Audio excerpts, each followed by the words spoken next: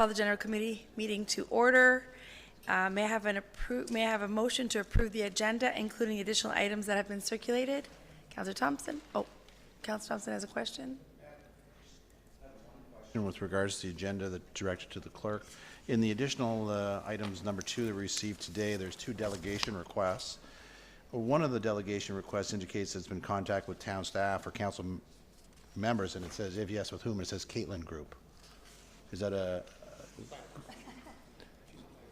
She's a planner. Oh, it's not Caitlin Group. It's Caitlin Brock. Appreciate that. I understand the confusion on that one. So Councillor Thompson has moved the approval of the agenda forward. May I have a second? Yeah. Seconder for the agenda? Councillor Tom? So answered. Any questions or comments on the agenda? Okay, seeing none, all in favor? Opposed? Motion carries. Any declarations of pecuniary interests or general nature thereof? Okay, seeing none. Let's move on to presentations. We have one presentation this evening presented by Mr. Adrian Cowan, Manager of Transit Service Planning, YRT Viva, regarding 2018 transit initiatives. If you don't mind, please state your name again. If you don't, and you, I'm sorry. Oh, I'm sorry. Yes, Mayor Daw is asking for a 5-minute extension to the presentation. Sure. Councillor Gardner, all in favor? Okay. You have 10 extra minutes. You're lucky. 10 minutes if you would like to. I'm sorry, it's 15 minutes. I'm sorry, 15. All right, so just one moment, please. Okay, please go ahead. And good evening, through you, Madam Chair. In front of you is a presentation outlining key transit initiatives planned for 2018. The 2018 transit initiatives align with York Region's Transportation Services 3 pillars: increasing business effectiveness, enhancing traveler experience, and building on system improvements. Included in today's presentation is a review of YRT system performance and details pertaining to the 2018 key transit initiatives. York Region Transit has transitioned through 3 phases of its transit life cycle, from the startup of regional transit in 2001 to a rapid growth phase including construction and service implementation of Viva's Quick Start program in 2005. In years 2011 to 2015, transit was in a period of adjustments, finding efficiencies across the region by better matching service levels with traveler demand. The 2016 to 2020 strategic plan was approved by Council in September of 2015. This 5-year plan focuses on GTA rapid transit integration, where we will experience the opening of more rapidways and the subway extension into York Region. As well, staff are working with the province and other transit partners towards more cross-boundary transit services and fare integration. Since amalgamation, York Region Transit has seen a significant increase in its ridership. The most significant ridership was experienced in the startup and rapid growth phases, which can be attributed to the regionalization of transit, the introduction of Viva, implementing innovative technologies that improve service delivery, and improving accessibility for all services. Current ridership growth is contributed primarily to the increase in population. Construction of rapidways and the subway has impacted ridership. We are seeing a decrease in travelers on routes operating through these corridors of up to 14%. However, experience shows that ridership does recover and grows once construction is completed. York Region Transit Mobility Plus service will see a growth in ridership by approximately 2% in 2017. There are 1,200 active Family of Services users. In 2015, with the Family of Services, Mobility Plus has reallocated 400,000 kilometers to Viva and conventional transit services, allowing for more mobility rides utilizing existing resources. The Family of Services gives travelers with a disability more options, flexibility, and the independence to travel when they want. The 2017 revenue to cost ratio will meet the current 40% target. 2018 transit initiatives have been designed to be cost neutral due to planned operating efficiencies. This will enable transit to maintain the targeted 40%, even with the added cost pressures associated with the operations and maintenance of new Viva stations and subway bus terminals. Service continues to meet or exceed on-time performance targets identified in transit service standards. Staff work closely with operating contractors to ensure they meet all standards set out in the contracts and have proven to be good partners to the region in providing transit services.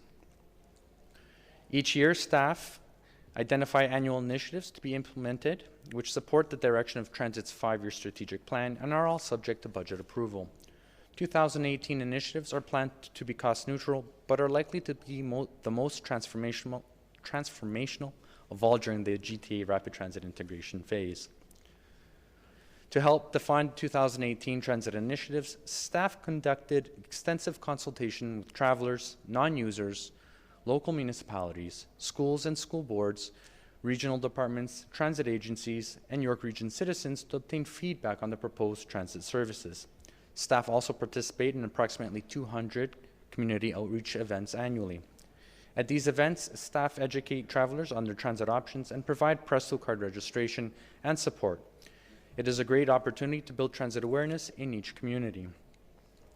In 2018, a number of service changes are planned and included in the annual plan. The direct link to the plan can be found at yrt.ca. Today, I will focus on the 5 key initiatives before detailing specific changes in the town of Aurora. The TTC Line 1 subway extension is scheduled to open on December 17, 2017. The extension includes 3 subway stations in York Region: Pioneer Village Station, Highway 407 Station, and Vaughan Metropolitan Center Station. Each of these stations in York Region will have a bus terminal, and the existing bus network will be restructured to connect with subway stations. Vaughan Metropolitan Center Station will also have a direct connection to the Highway 7 Rapidway Station. In January of 2018, York Region Transit plans to replace existing 40-foot vehicles with 60-foot articulated vehicles on our Route 20 Jane Street. The use of 60-foot buses will provide additional system capacity by eliminating the need for additional 40-foot buses on the route. The Cornell Terminal is scheduled to open in the 4th quarter of 2018. The annual plan identifies service realignment to the terminal that will enhance and optimize service connections between York Region, Durham Region, and GO Transit. The realignment of services is expected to be at no additional cost. Planning to expand its on-demand service in 2018. On-demand service allows residents to request transit when and where they need it and addresses the traveler's ability to access rapid and conventional transit to complete the longest portion of their trip. The original dial ride model began operating in 2008 on select routes during select times using dedicated vehicles on a fixed route. In 2016, Dial Ride North was successfully launched in the towns of East Gwillimbury and Georgina as a no-fixed on-demand service. Building on this model, the new 2018 on-demand service will become available to all areas of the region and will operate during set times when conventional ridership is low. Customers simply call in or use the booking app. The new on-demand model offers all York Region communities expanded transit options while minimizing the occurrence of empty buses operating during low demand times. As well, it is intended to reduce operating costs and fuel usage. In 2017, staff estimate transit will deliver over 18,000 on-demand trips, which is a 44% increase over 2016.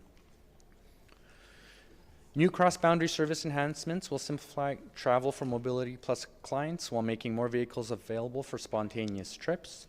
In 2017, an MOU was signed by all GTA transit agencies operating paratransit services.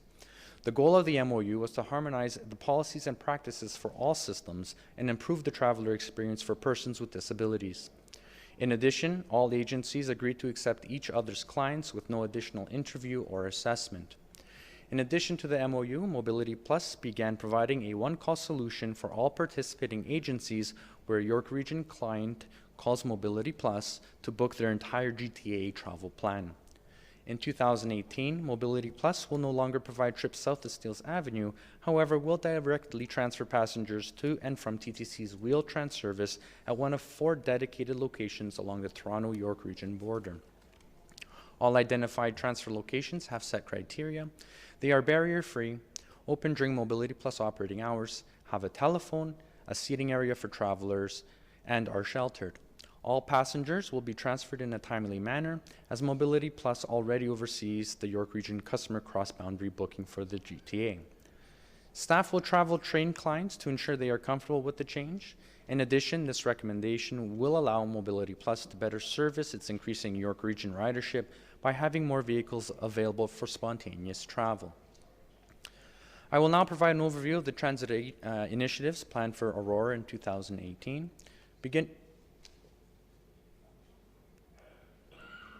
Beginning with Route 96, Keele-Yonge. So today it's operating as Route 22A, King City, and it operates between the Newmarket GO Bus Terminal and York University along Yonge Street, King Road, and Keele Street. It will be renamed Route 96 Keele-Yonge. The service will also be extended to the Pioneer Village Terminal to provide a connection, a direct connection, to the TTC Line 1 extension. Route 22, King City, will be modified slightly so that all trips operate along Kings Hill, and limited service to the St. Thomas Villanova School will be discontinued due to low ridership. And again, this route is being identified as it's currently operating as one route. So the Route 96 is currently operating as the 22A, and the 22 will also be modified. So there's a divergence of the two routes, so they operate a little separately from each other. Route 320, Newmarket Beaver Creek Express. This route will be adjusted to provide service to the new Highway 404 Major Mackenzie Park and Ride Lot. And Route 432, Aurora School Special. This school special was implemented actually this September to service Aurora High School. The Route 432 replaces additional Route 33A Wellington trips to the Aurora High School and operates school days only. In 2018, on-demand service will be enhanced in Aurora to further improve service. On-demand service will utilize both the technology and smaller vehicles, allowing for cost efficiency. Travelers will be able to book a trip and travel within a prescribed area, service area, between any local bus stop and the Aurora GO station. Improvements also include the introduction of on-demand Aurora GO shuttle. In conclusion, Transit is offering residents an integrated system with both conventional YRT and Viva Bus Rapid Transit. Mobility Plus and on-demand service models also connect travelers to base, local, and express routes, including interregional transit and the Toronto Transit Commission. That concludes my presentation. I'll be happy to answer any questions. Thank you very much. It's a great presentation. Do we have any comments or questions? Oh. Motion to receive before we ask questions. Councillor Thompson, Mayor Daw, any questions or comments for the delegate? I think we have a few. Councillor Perry. Thank you.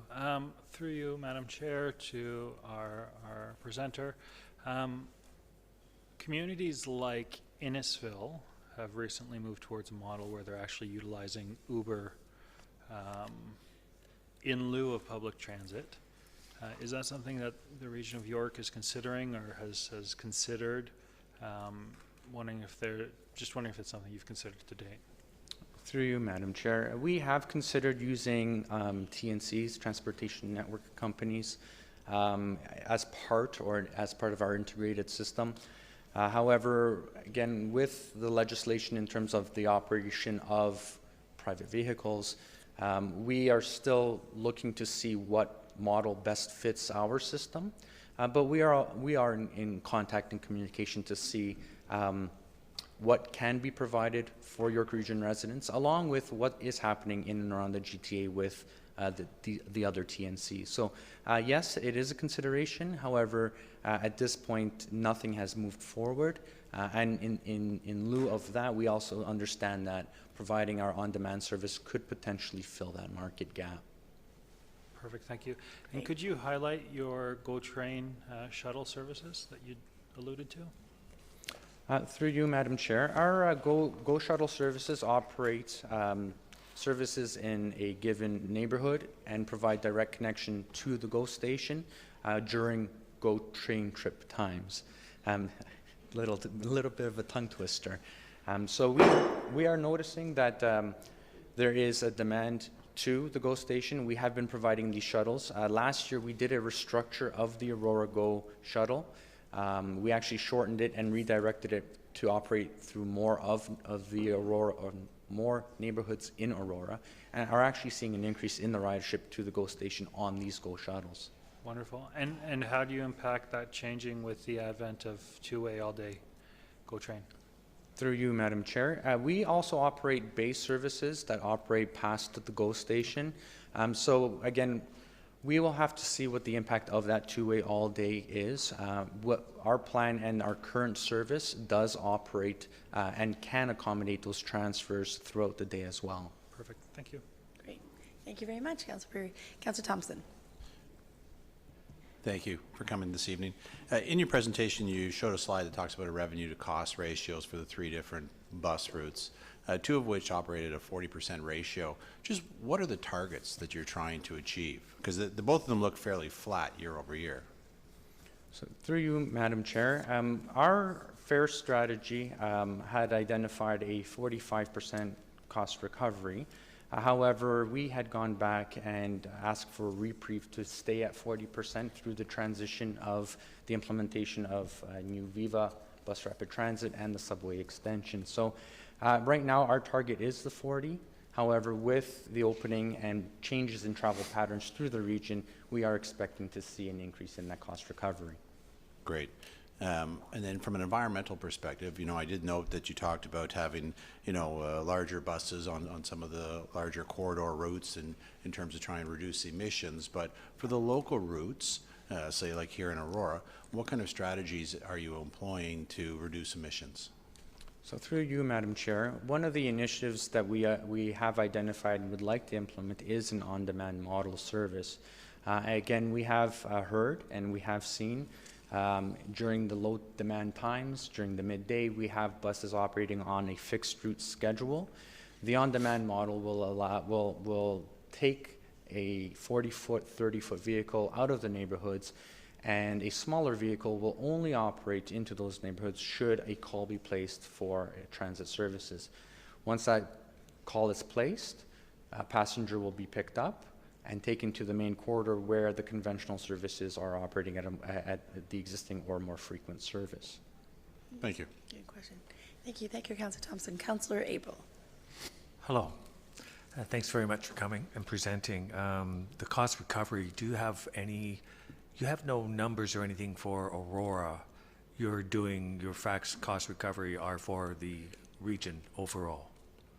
Through you, Madam Chair, Aurora specifically, no. Again, the RC is calculated on a system-wide basis. And the reasons being is that each municipality has a different type or a whole bunch of different types of services. For example, our Viva service does operate through the town, and the town also has local and express, the GO Shuttle services and school specials. So there's always a mix through the region, and it is not municipally specific, it is region-based. So the cost recovery is regional based.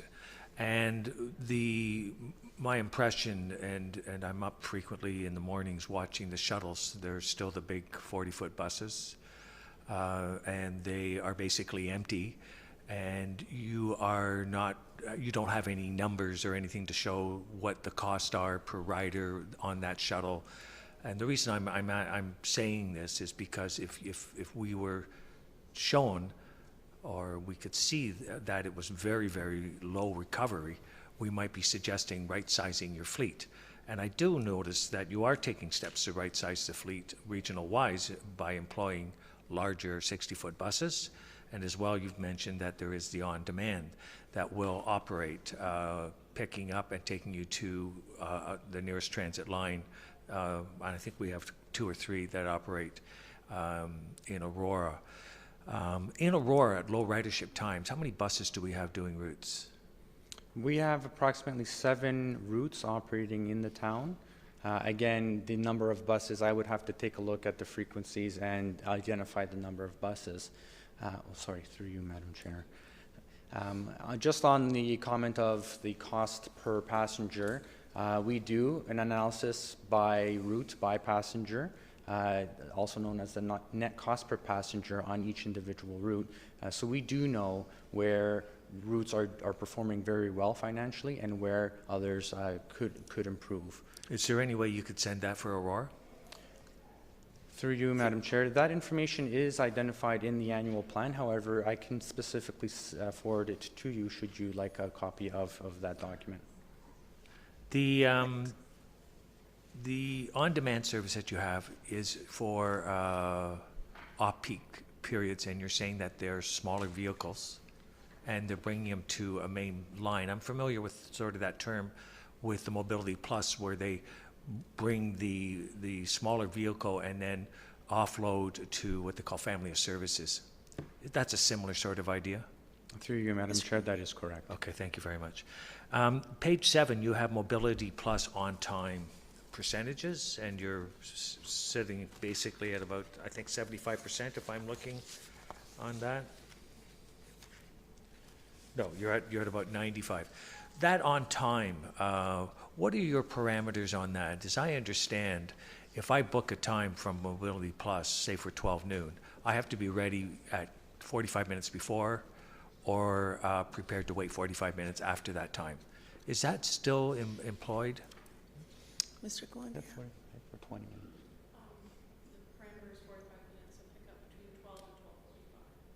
So there is the parameter of the 45, and that is because we have to account for delays, potentially for drop-off of the previous passengers. But there is a time frame, a window, that the passengers will be provided and are expected to be ready. So I see your Mobility Plus representatives here, and I'm sorry, I don't know. I remember Sharon and others. Before, just a couple of years ago, the person using the service had to be prepared 45 minutes beforehand if they showed up earlier. That's no longer the case. That is no longer the case. Can I speak from the seat? So through you, Madam Chair, I have brought a colleague, Tara McGrath. She is a colleague of mine who works with Mobility Plus. I don't have the specific time frame, so I would ask if... Sure, absolutely, please. So in the past, excuse me, through you. No problem. In the past, it used to be a 20-minute before or after the pickup time. But with our new scheduling software that we've implemented a couple of years ago, we can narrow the gap, even though I do say it's a 45-minute window.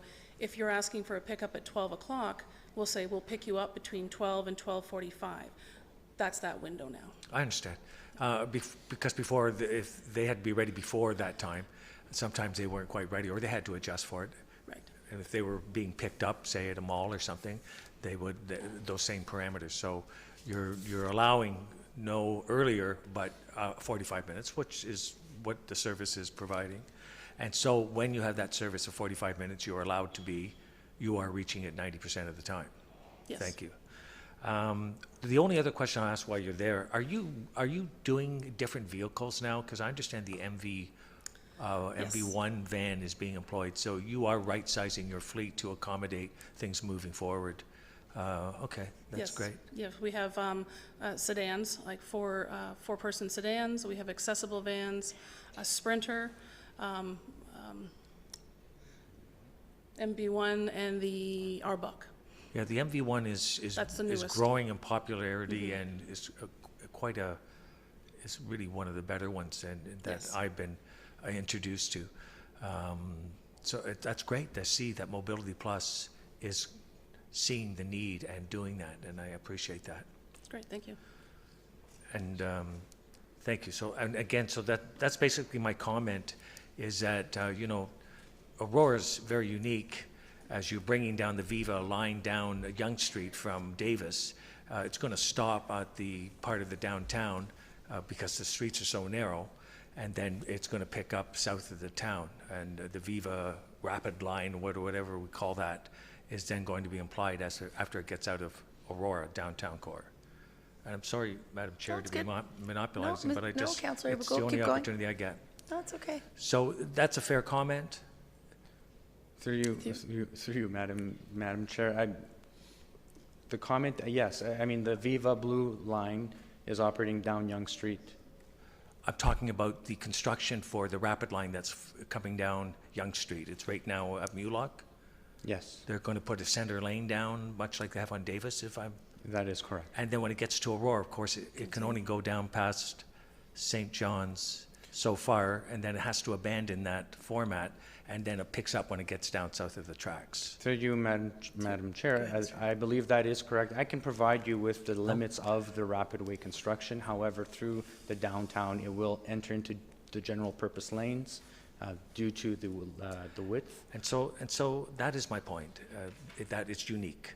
We are very unique in Aurora, and we need something that accommodates and addresses the needs and what we're doing here. So, and I make this comment every year you come, and I'm sure you're not unprepared, but I feel that we're not getting the riders on it. People are relying too much on their cars, and we need unique solutions for what we're doing here, and perhaps right-sizing your fleet in the town of Aurora on rapid shuttles and ideas like that would gain favor somewhere down the road. Now, I know you're consumed because it's region-wide, and we got the subway and all those sort of things, but you can't forget about this little town here in Aurora is all I'm trying to say. Cornell Terminal, where is that? Through you, Madam Chair, the Cornell Terminal is located just south of the Markham Stouffville Hospital. Okay, right. That's all the questions. Thanks very much. You do a great job every year. Great, thank you. Thank you, Councillor Abel. Councillor Gardner. Thank you. Thank you very much for coming. It's a lot of information. I have a few questions. One is with respect to the GO shuttle. So that would pick somebody up and take them to the closest, let's say I have a YRT stop where I live, but if I didn't, the GO shuttle would pick me up and take me to that YRT stop, or would it take me right to the GO station?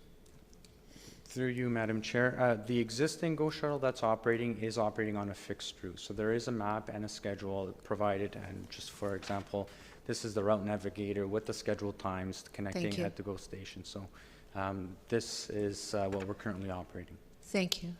With respect to Dial-A-Ride, so I might be able to get to the town hall on the regular bus route, but if I wanted to leave here at 11 o'clock at night, I could use Dial-A-Ride, and Dial-A-Ride would take me to where? To Wellington? Through you, Madam Chair, the on-demand service that's being planned to be phased in will have set operating hours. It's not going to be phased in as a 24-hour service. Okay. However, the intent and the idea behind the on-demand service is that someone can call or use the booking app to demand or to request a trip from an addressed curb location, and from that location, pending on the distance of their travel, will be taken to the nearest operating base route to take them to their final destination. So there's a combination of how this model is going to work, and again, it is based on final distance or distance of your final location, and what other routes are going to be operating at that time the service is being provided. Thank you. And when did you say this would be up and running? Through you, Madam Chair, the intent of getting the on-demand service up and running is by the end of 2018. We are currently piloting the technology to ensure that it is functional and usable to customers before we launch. So we have the technology, again, being built and tested.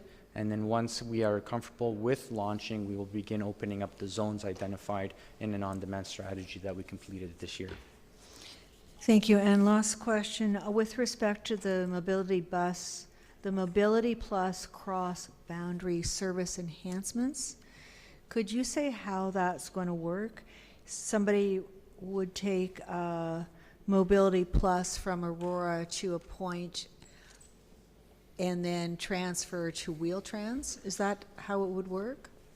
Through you, Madam Chair, that is correct. And that would all be prearranged? Through you, Madam Chair, that's right. In order to, again, the Mobility Plus service or the use of Mobility Plus service is contingent on an assessment. Right. Should customers be deemed able to utilize the conventional or rapid transit services, they will be transferred to those services and to continue the longest portion of their trip. should a customer, client, resident be deemed a full trip on Mobility Plus is required, then that full trip is completed using Mobility Plus. And in terms of this Toronto Steeles border, if they are traveling further south, they will be transferred onto the TTC Wheel-Trans service at dedicated transfer points to continue their trips further south into the city. Thank you. And a comment, well, there's a mention about right sizing. I see huge buses, Viva buses on Yonge Street traveling almost empty apart from the rush hour times. So is the intent to keep those large buses operating on, for example, on Yonge Street? Mr. Goode?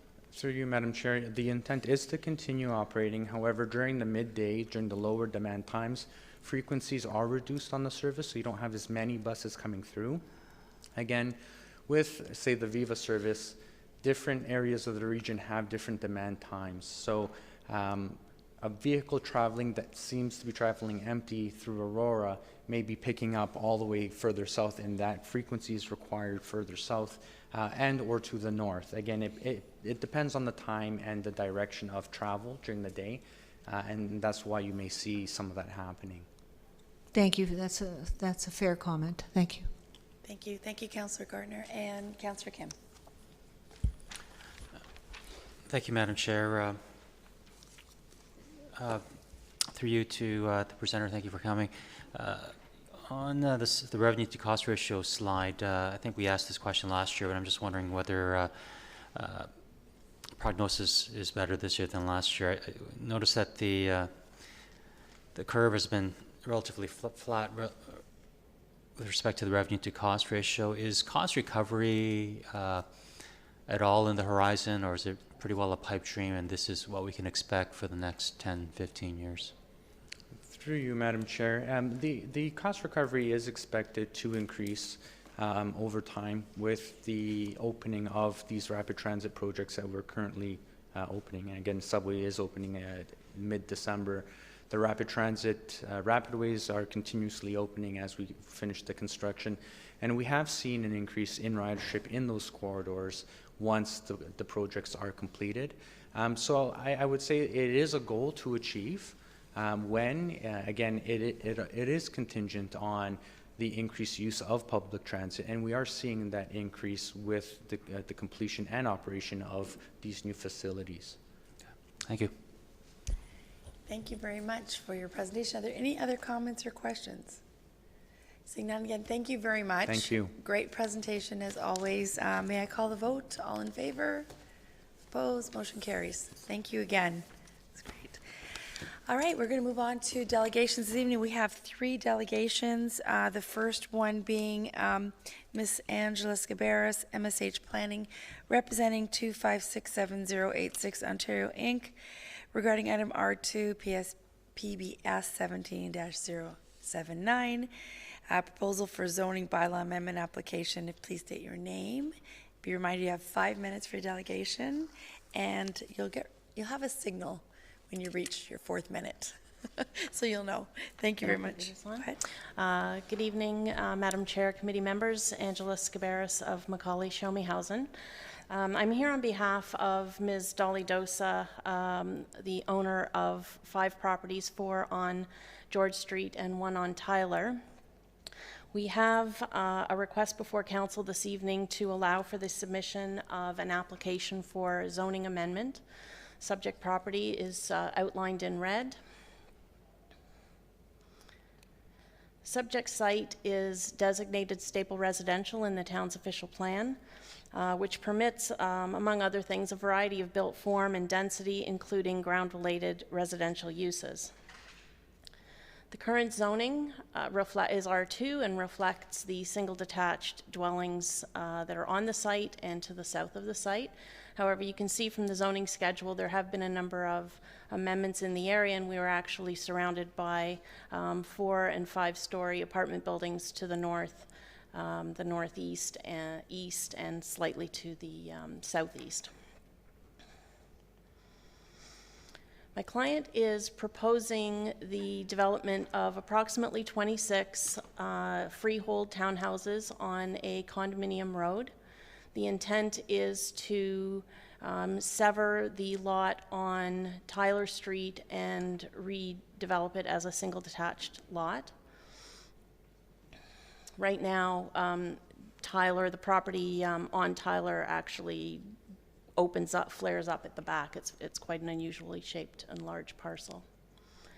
So just to give you an idea of the area on George Street, this is one of the dwellings. They're relatively small, 1.5 story. Most of them without garages. And then the area, which is very difficult to see, but you can see the apartment buildings at the southwest corner of Wellington and George, southeast corner of Wellington and George, also across the street from our property. And just recently, council had approved the development of the site also across the street on the east side for a condominium, residential condominium apartment building. On Tyler Street, the house that is subject of the request this evening is the one behind the tree. It's very, very difficult to see. It's quite small. The houses surrounding it are significantly larger. Even the older home that's adjacent to it to the east it's an older home, but significantly larger. And then across the street to the north, to the west and further east are a number of new homes which are significantly larger. So the intent is to redevelop that lot for a house that's more in keeping with the character of the area right now.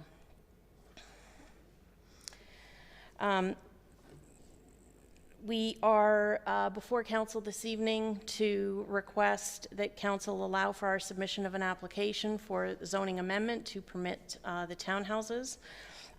We believe that this would give staff and council the opportunity to consider the proposal in more detail. It is located within the Heritage Resource Area, and although that character has not been applied to the apartment buildings that are surrounding us, we are considering having more of a heritage frontage along George Street, which we believe would be a really great transition between the apartments and the single detached dwellings that are to the south of us. Thank you. Thank you very much. May I have a motion to receive and refer the comments? Councillor Maracas, Councillor Gartner. Any comments or questions of the delegate? Okay, seeing none. May I call the vote? All in favor? Opposed? Motion carries. Thank you very much.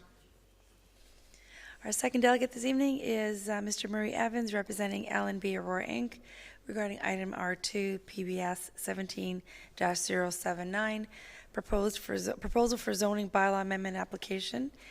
Again, please state your name and be reminded again you have 5 minutes, and there'll be a reminder. Chair, members of the committee, my name is Murray Evans. I'm a planning consultant for the owner of the land just down the street here, as you can see in your overhead, at the corner of John West Way and Wellington Street. It's the property due east of the Timmies.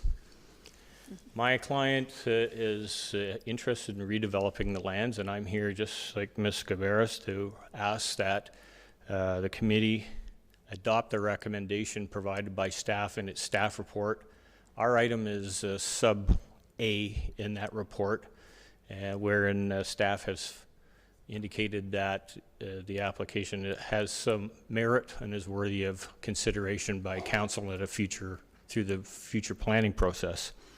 My client acquired this property in April of this year. We've had several meetings with town staff and technical agencies to work on this project. And unfortunately, it just wasn't physically possible to file an application given the information requirements needed by all of the agencies and the municipality. So we could not meet the deadline of filing an application prior to the enactment of your comprehensive bylaw. So hence the request that an application be accepted by council. Go right to the glorious pictures. This is the proposed concept plan for this property, and as you can see, Wellington is on the right-hand side and John West Way is on the left-hand side. And the property has an interesting history. In 2007, when the municipality adopted the official plan, this property is designated Promenade General. And there's a range of uses permitted within that designation, but the essence of that designation as it runs along Yonge Street and along Wellington is to encourage, I'll say, more intense or appropriate forms of development to activate the street and utilize that prominent location. However, back in 2013, the then owner of that property applied and was granted permissions to amend the official plan and zoning bylaw to allow a one-story strip plaza. And my client has subsequently purchased that property off of ensuing owners. And I would suggest to council or committee that this type of use, which is a 6-story rental apartment building, would be more appropriate in implementing the objectives you have in your official plan. And also what you just heard from the regional delegation is how do we get more people on public transit? How do we get to focus our development in appropriate locations? And we believe that this is certainly the form that would be appropriate. We're effectively reinstating the 2007 provisions on this land. It is our objective to comply with the policies as far as height, density, unit counts, and also the design guidelines of how to create attractive streets, connections to the valley system. So we believe we're reinstituting what was originally envisioned for this site. Just for some site statistics, it's a 6-story building, so that conforms with the provisions, which is a 5-story height plus bonusing. We believe we can achieve the bonusing through the streetscaping, street art, and the connection that we're proposing through into the Valley Land system. So we believe we can achieve those objectives. There's 132 units. You see 134. We're still tinkering with the design. As you can imagine, it's very preliminary.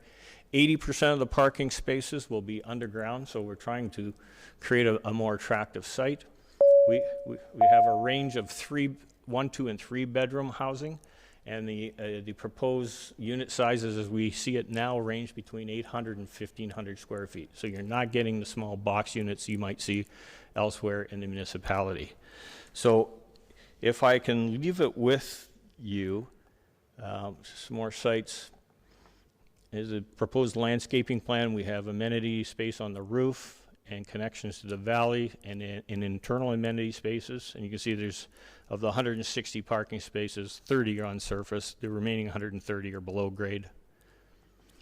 And this is in my submission to you, here's the amenities of this area. I'm sure all members of council are very aware of what's around. You have civic uses, recreational uses, commercial uses, and yes, the GO station. So I believe it's an appropriate use. My client has previous experience. The one building on the left is in Woodstock. The building on the right is proposed to be in Waterloo. And I'll leave that with you, and I simply reiterate my request that you adopt the recommendations of staff. Thank you very much. Great. Thank you very much for your delegation. May I have a motion to receive and refer the comments of delegation? Councilor Maracus, Councilor Gartner. Any questions? I believe we have some. Councilor Thompson. Do you want to? Yeah. If I can ask that we can just back up the presentation to the slide that showed the development proposal. That one right there. Thank you. In this slide, you state that the concept is to develop a market rental apartment building. We have many conversations around the table about affordable housing in Aurora, and there is a need for more affordable rental units. Is your client open to allocating a percentage of the units within this building to be deemed more affordable in order for this to move forward? I think we're always open to those discussions. It's a matter of how do we achieve that and what is more affordable. Quite honestly, my client's vision right now is for I'll say the down moving element of the town, where you want to get out of your house, but you really do enjoy the community and you'd like to stay in it, but you don't, like myself, I don't want to cut the grass and I can't stand shoveling snow anymore. So this is a type of demographic we look at, but certainly that would be on the table through any kind of discussion. I can't speak for my other fellow councillors, but I think that we all are concerned with what the benefit to the community is when we look at these development applications, and I know that, certainly rental units and more affordable rental units are a conversation that we always come back to. Thank you. Thank you, Councillor Thompson. Councillor Gardner. Councillor Abel. I'm sorry, Councillor Abel, my apologies. Councillor Abel. Thank you, Madam Chair. And you refer back to the 2007 original official plan. Was that before we did the promenade? It was through the original adoption of the official plan when it was originally designated Promenade, Okay, so prior to the redesignation to the Strip Plaza. okay, thank you. I appreciate that, so I can clarify that with our director. Certainly, I'm looking for a groundbreaking rental unit. As I echo the comments of my colleague to my right, Councillor Thompson, and you've got a range. So it looks like newcomers, young families, empty nesters could all rent, and if there's a range in sizes, then there's a range in affordability. And of course, it follows right in with all our transportation. So I'm looking forward to supporting something along these lines and getting a little more detail. Thank you very much. Great. Thank you, Councillor Abel. Councillor Gardner. Thank you. I echo the comment on affordable housing as well. Compared to what we were trying to get built here, which was a 2-story commercial office plaza, this actually looks like a fantasy. Have you done any soil? Has your client done any soil testing with respect to the? And certainly, if it passes before it comes to public planning, with respect to doing underground parking in this location, because the Through the chair, yes, that's what we're doing at this very moment. That's So why. There's a point of order. My apologies. Go ahead, Mr. Mayor Daw.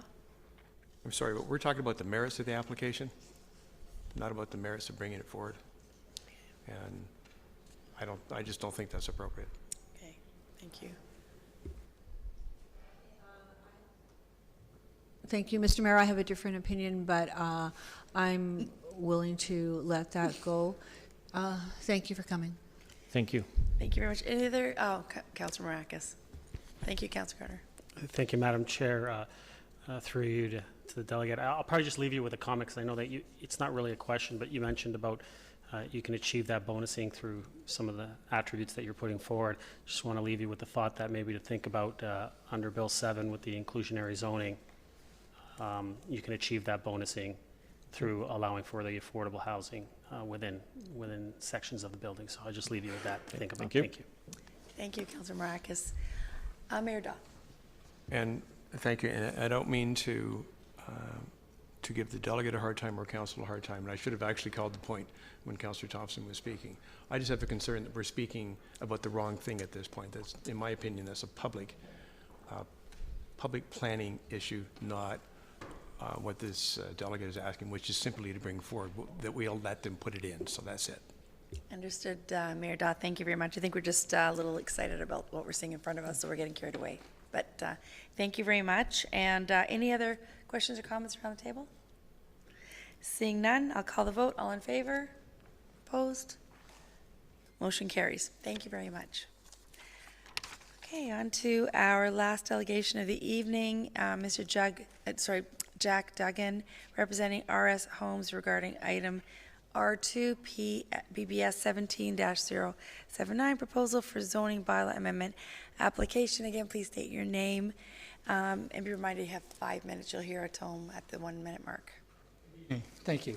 My name is Jack Dugan. My company's Markets on Main Street. I'm a planning consultant for RS Homes, which is the purchaser of this property. The property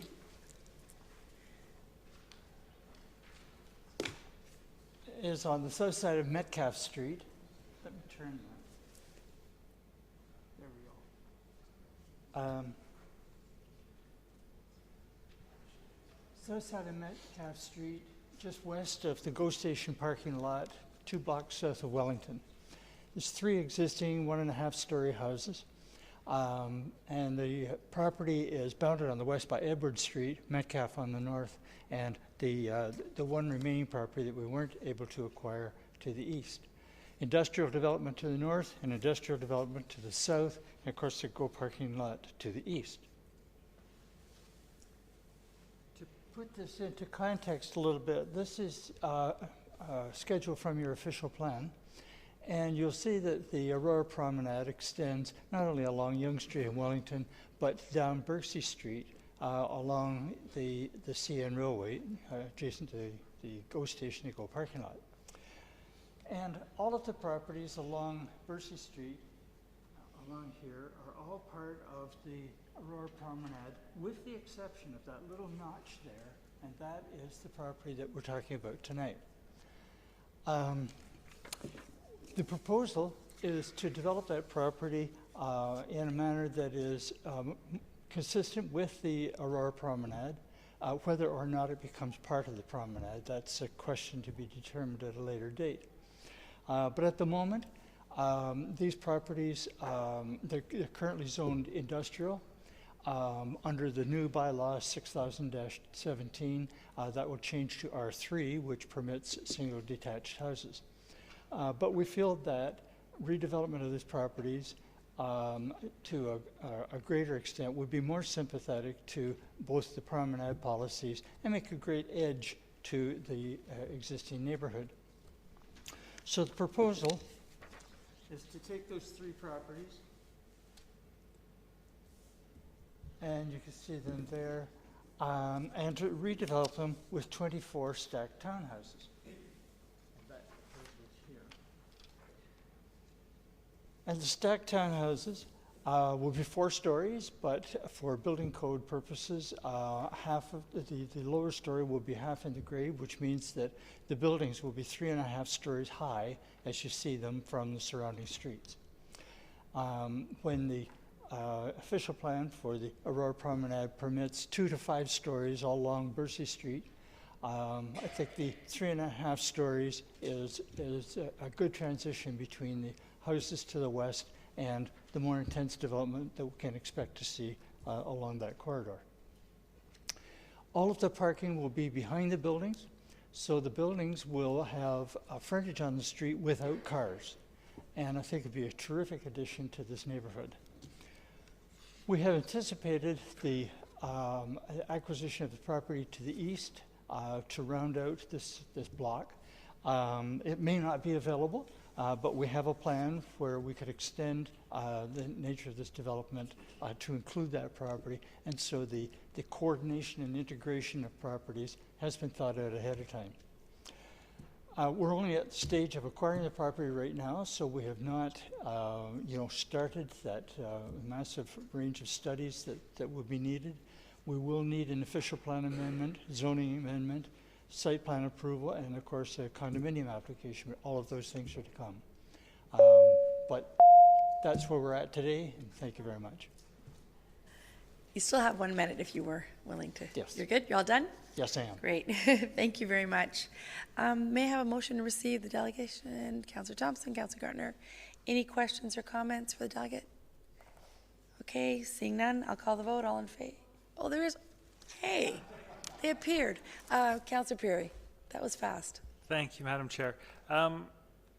Not specifically related, but I'm looking at this site, I'm looking at the context of where it is.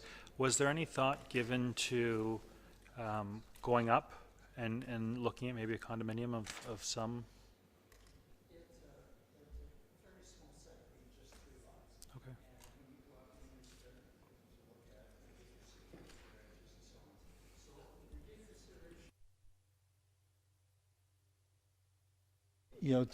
The best fit. Thank you, Councillor Perry. Councillor Maracas. Thank you, Madam Chair, through you to the delegate. Your client is aware that it's a 3-story maximum, right? That's exactly why I mentioned that we will need an official plan amendment. The official plan provides for 3 stories or a maximum 9 meters. We can't comply with that, and that's the one aspect of the official plan that we can't comply with. What's the point of order? Mayor Dahl. Madam Chair, We're talking to the merits of the application, not whether or not we're going to allow it to come forward to actually look at it in the public planning process. Understood. That I'm asking questions about the presentation. The presentation spoke about 3.5 stories, and so therefore I'm going to ask about the presentation's values. Thank you. This is what's difficult. We're getting presented all the nice details instead of just asking us to accept the application. So we'll move on. Go ahead, Councillor Maracus. I'm going to ask, go ahead. Any more questions? Did he answer? So are you ruling in favor of the Yeah, point? continue. No, I'm going to Continue? go for it. Thank you. Well, that was my question. Thank you, though. Done? Okay, Yeah. thank you, Councillor Maracus. Councillor Thompson. Thank you. Thank you for coming here. Just to clarify something for me, you mentioned at the end of your presentation that you're in the process of acquiring the property. Can you share with us whether or not that acquisition is conditional upon getting all of these approvals, OP approval, zoning approval, and so forth? My understanding is the application is conditional upon a period of time for due diligence checking only, And that's it? and that's what we're doing. Yeah. Okay. Thank you very much. Thank you very much. Any other comments or questions? Okay, seeing none, I'll call the vote. All in favor? Opposed? Motion carries. Thank you very much. All right, I guess we're going to move on to the regular agenda, consent agenda. Are there any questions on the items on the consent agenda? Councillor Gardner? Thank you. I just had a question on C4. Okay. Go around the table. Any other questions on the consent agenda? Okay, Councillor Gardner, your question? Thank you. EAC, it's the EAC report and the Corporate Environmental Action Plan is mentioned, and the Corporate Environmental Action Plan was mentioned, I think, on the last minutes or the minutes before that. So I'm wondering when this plan is going to come to council. Through you to Councillor Peary, perhaps? Just one moment. I believe it's on the agenda no? Okay, Councillor Peary? No, the corporate. So to clarify, Councillor Gardner is referring to the Corporate Environmental Action Plan, which has been around for ages in the town of Aurora. So there were some items that needed to be looked at. We've sent our fantastic staff member away to go and look at those revisions. December, we're going to look at the CEAP again as a whole, and then from that point, it's going to come back to council afterwards. So if you have a keen interest in that, Councillor Gardner, please come out in December. We'd love to have you. It'd be greatly appreciated. Thank you. As a follow-up, Councillor Peary, I've been around for ages. The Corporate Environmental Action Plan is only 2009, perhaps. It's a relatively new addition, and it's you know, we did a lot of work to begin with on it, but council really hasn't seen it since then. The environmental committee has, but council hasn't and had a chance to do input on updating it, and a lot has changed in those years. Thank you, Councillor Gardner. Councillor Peary, do you have any more comments on that? I am a millennial, so anything that happens before my time, it's been ages. It's all relative. So, no, Councillor Gardner, I agree. Council's input is imperative in having an environmental action plan that works well for council. So the committee's looking at it now, and once the committee's done looking at it, it'll come back to council, of course. We need our input. That's what we do here. Excellent, thank you. Are there any comments or questions further on the consent agenda? Seeing that, oh, I'm sorry, Councillor Gardner, I apologize. Just as a follow-up, I noticed in the minutes, your minutes from a previous meeting, it was mentioned that anti-idling was part of the Corporate Environmental Action Plan or was going to be included. And in fact, it was never envisioned to be part of that plan. And the mayor does have a motion that was passed by council about idling. And so I don't want to have to come before the committee, but I would like to say that that is a separate thing and that needs to be dealt with separately and hopefully sooner as opposed to later.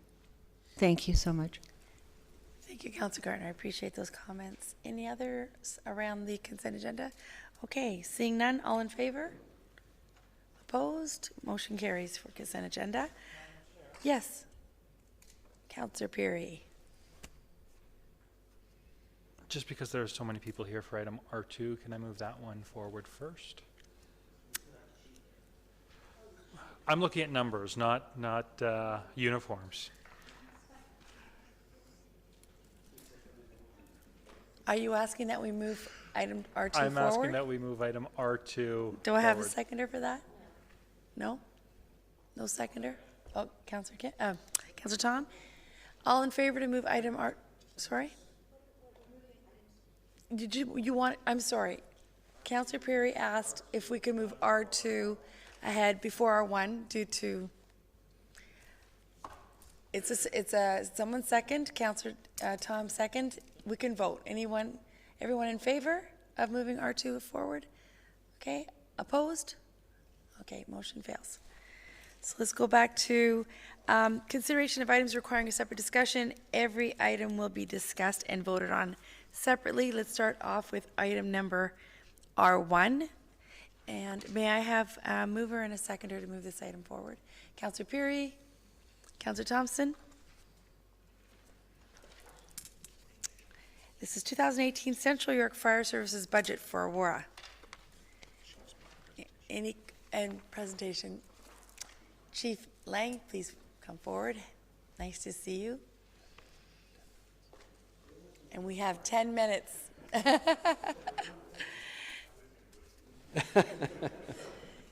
Thank you very much for being here. Madam Chair and members of council or general committee, I guess, as we're here tonight to run the 2018 budget submission past you for comment. I would like to say you all know that Central York Fire Service is a consolidated fire service made up of the original municipalities of Aurora and Newmarket Fire Services. In 2002, we joined them together, and I think we're a bigger and a better fire service today, providing a better level of service to the community because of that change. I'd like to thank the current and past members of JCC for their support through all of these processes that we've been through, and just remind everybody that we are in fact working with the master fire plan that was approved in 2015, so we have a few years to go, but we've made great progress with the support of the JCC and councils.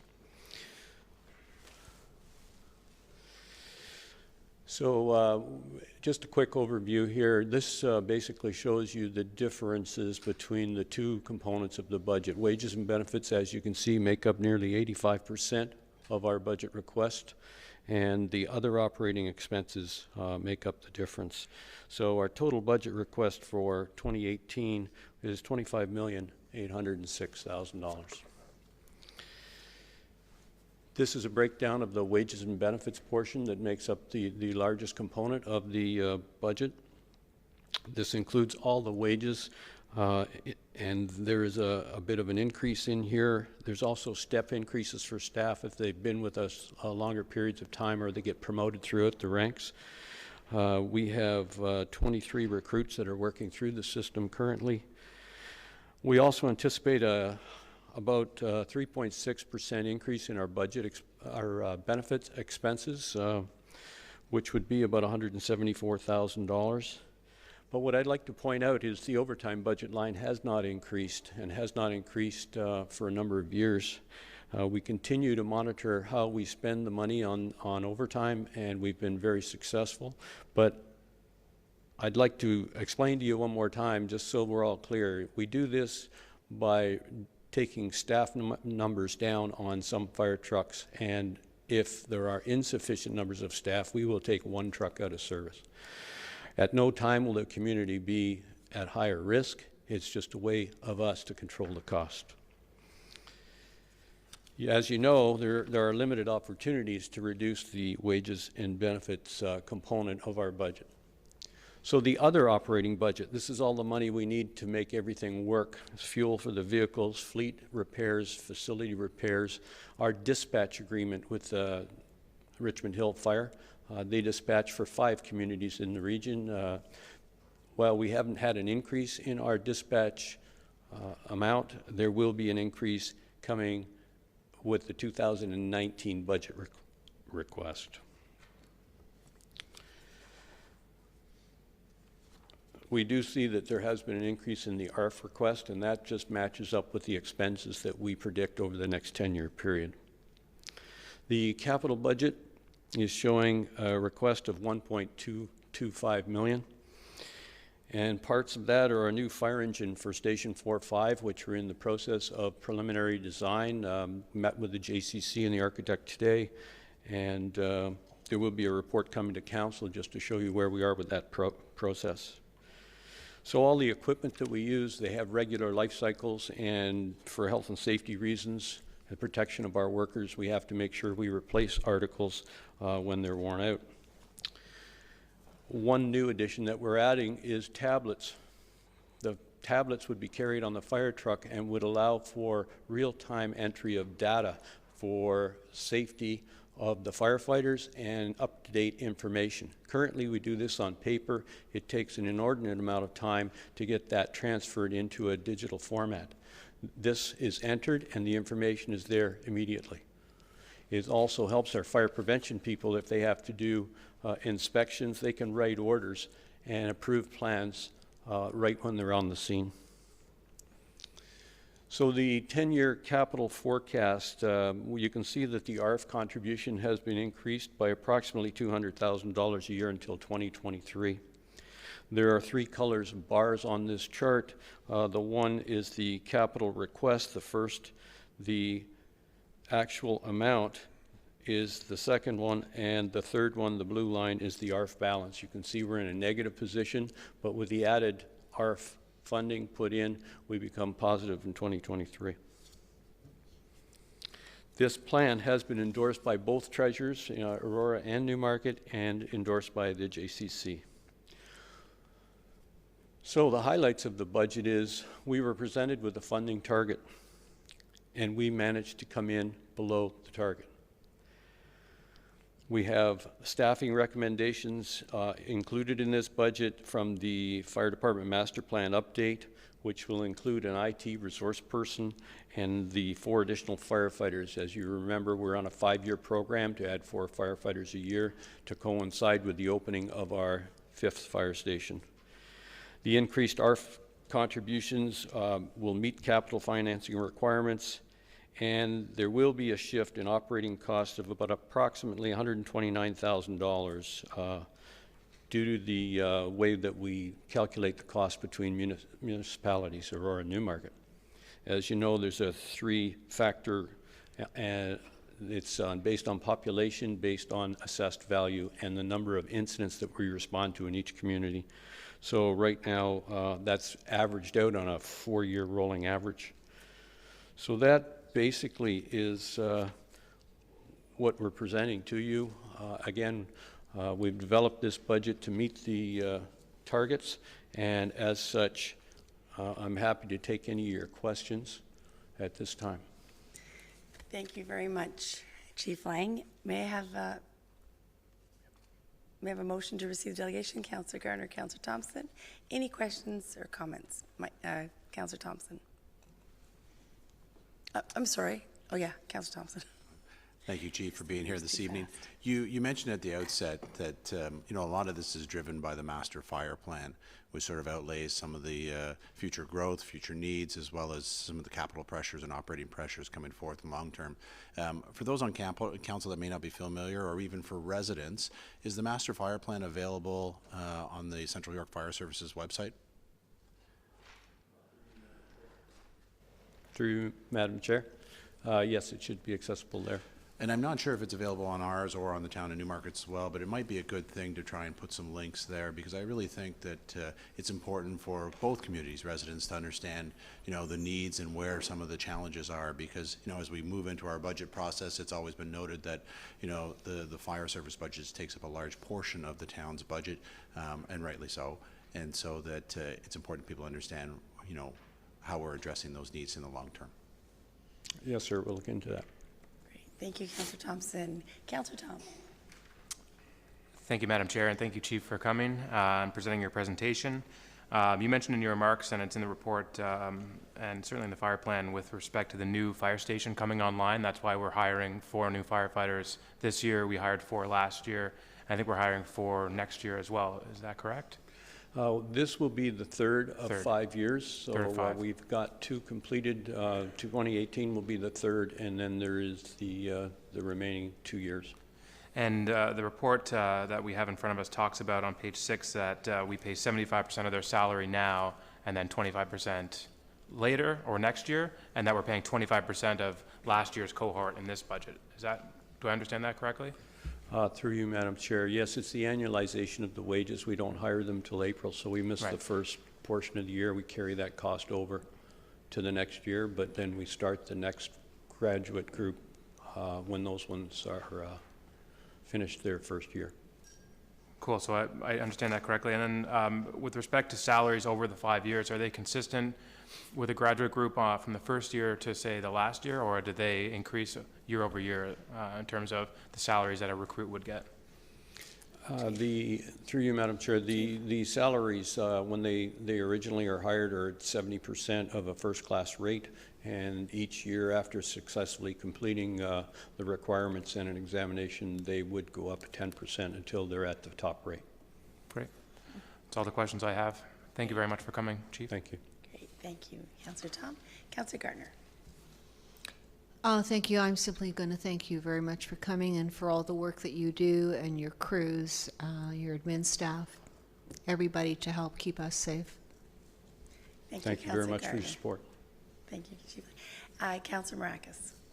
Thank you, Madam Chair. Through you to the Chief. Chief, thanks for coming.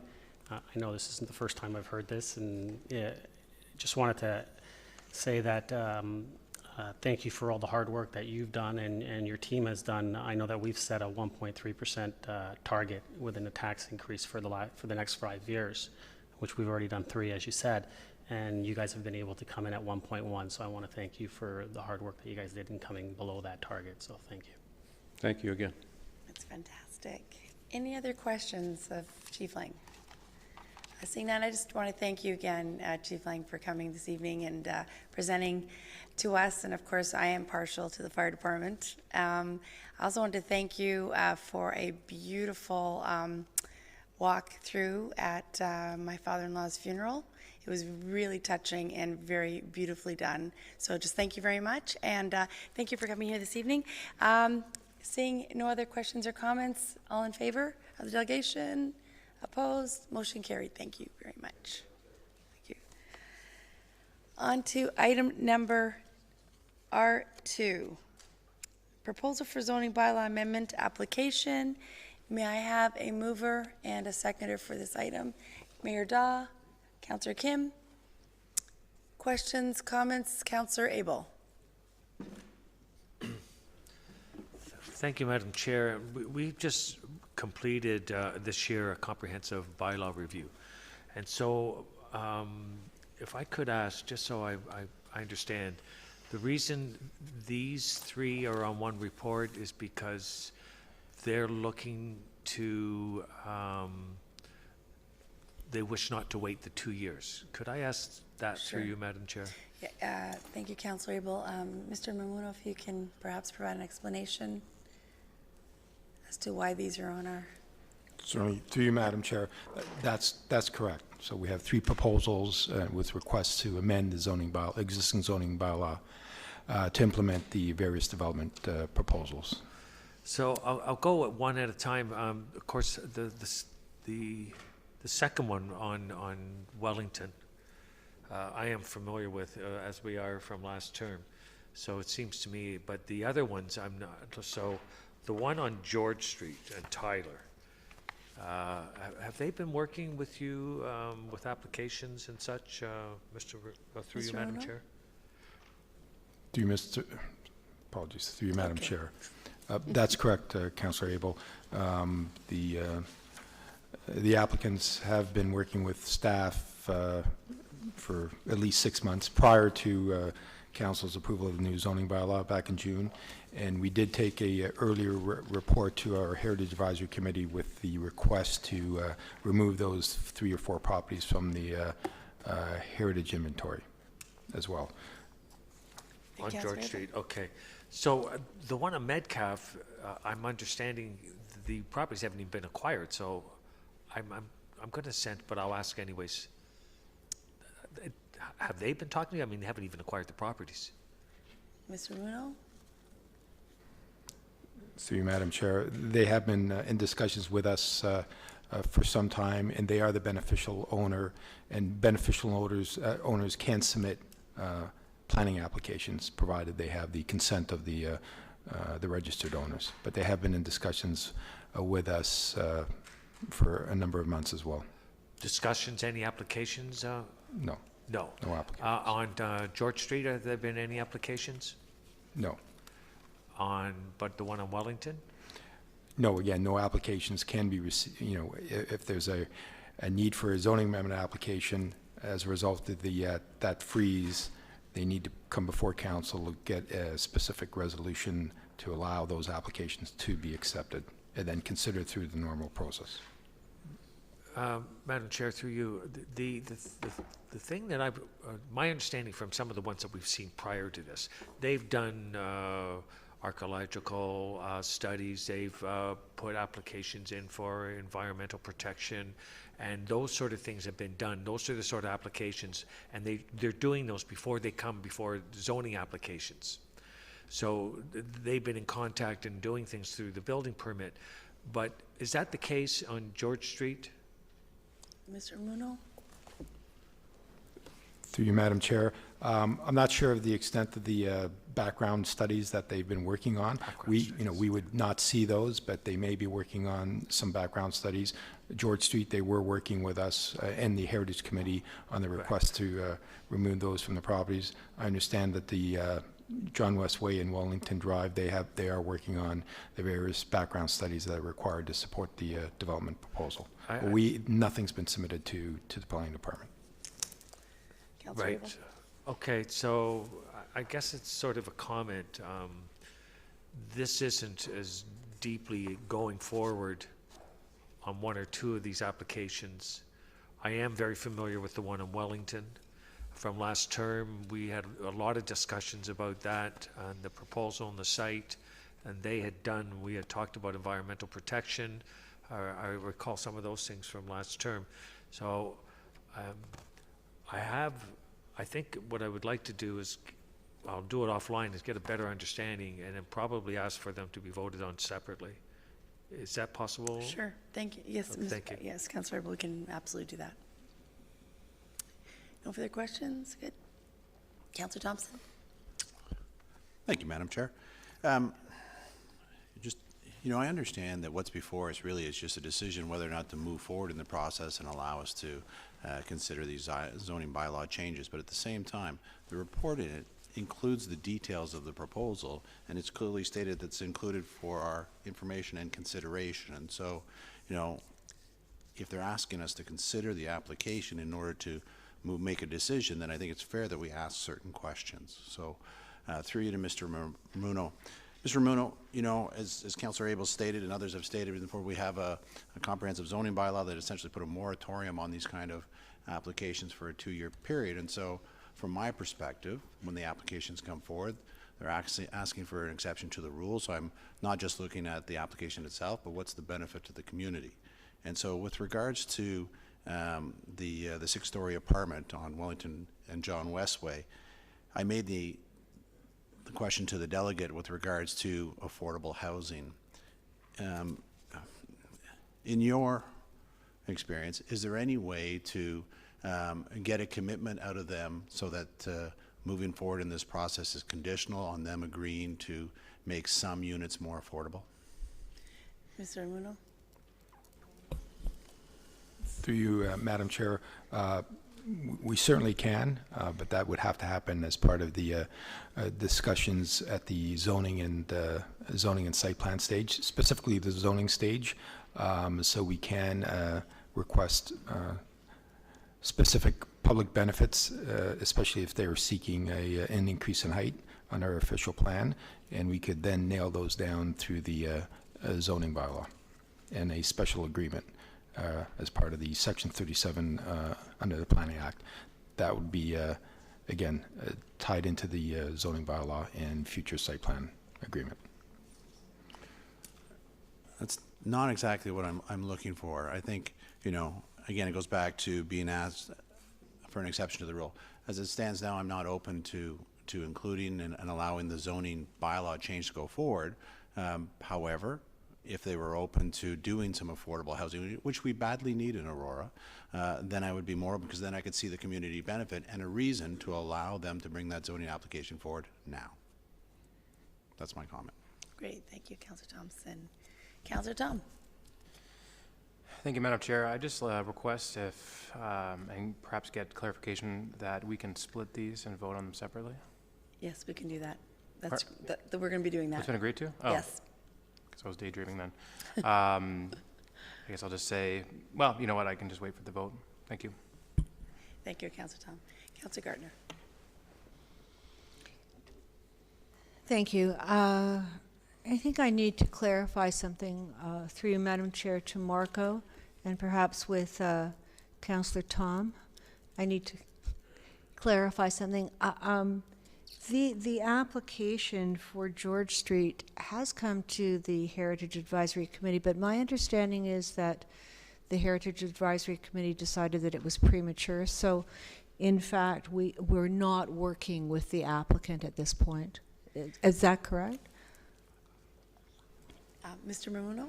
Through you, Madam Chair, that's correct, Councillor Gardner. And the decision of the committee was not to recommend removal until a formal application was submitted. Correct. Thank you. From my point of view, if something could be done, like if some sort of rental building could be done at John West Way in Wellington, it would be very good for the community. Again, the comment about bonusing, I support that. I'm not sure if the land will actually support what is the proposal, but I'm willing to look at it. With respect to Tyler and George and Metcalf, both of these proposals are in stable neighborhoods, and we are going to be looking at the zoning bylaws for stable neighborhoods. So I would not like to look at these until we have had a good look at the zoning bylaw for stable neighborhoods. Great, thank you, Councillor Gardner. Councillor Maracus. Thank you, Madam Chair. Yeah, you know, the ones on George Street, I'm kind of that mind that before allowing this to go forward into our regular process of public planning, I'd like to hear from the Heritage Committee on what their thoughts are with those homes on that site. Wellington Street and John West Way, I agree with Councillor Gardner. I think it would be great if we can get those rental units on the corner there, affordable housing. But I agree too that I would like to have some assurances before we allow this to move forward into our regular process, that they will actually look at putting affordable rentals in that development. And as far as Metcalf, I'm not comfortable allowing something that doesn't, in my mind, work within that area with the way to follow within the process the way it currently sits, where we have the OMB. I'd prefer to have them go away, come back once Bill 139 receives royal assent, and we have the new rules and we have more authority, and we can kind of dictate how our stable neighborhood is going to look in that area along our lines of our official plan. So yeah, that's where my thoughts are right now. Great. Thank you, Councillor Maracus. Mayor Daw. Thank you, Madam Chair. I won't belabor my point. I think this is all off base. So I'm going to, I have 3 questions for Mr. Ramuno, and I would appreciate just a very simple yes or no. So for 2A, which is L&B, was it in the queue before we started, or before we passed the motion to restrict, or to impose a 2-year restriction? Mr. Ramuno? Through you, Madam Chair. On that one, I'm going to have to confer with staff just to verify that that discussions did take place prior to that end of June date. I'll have to get back to council. I'm pretty sure there were discussions prior to June, but I don't see that listed in the report, and I'll just have to confirm with staff. Second question is the second item, 2567086. Was it in the queue prior to us passing that restriction? Through you, Madam Chair, that was, yes. And the last one, 2419059. Was it also in the queue prior to us passing the restriction?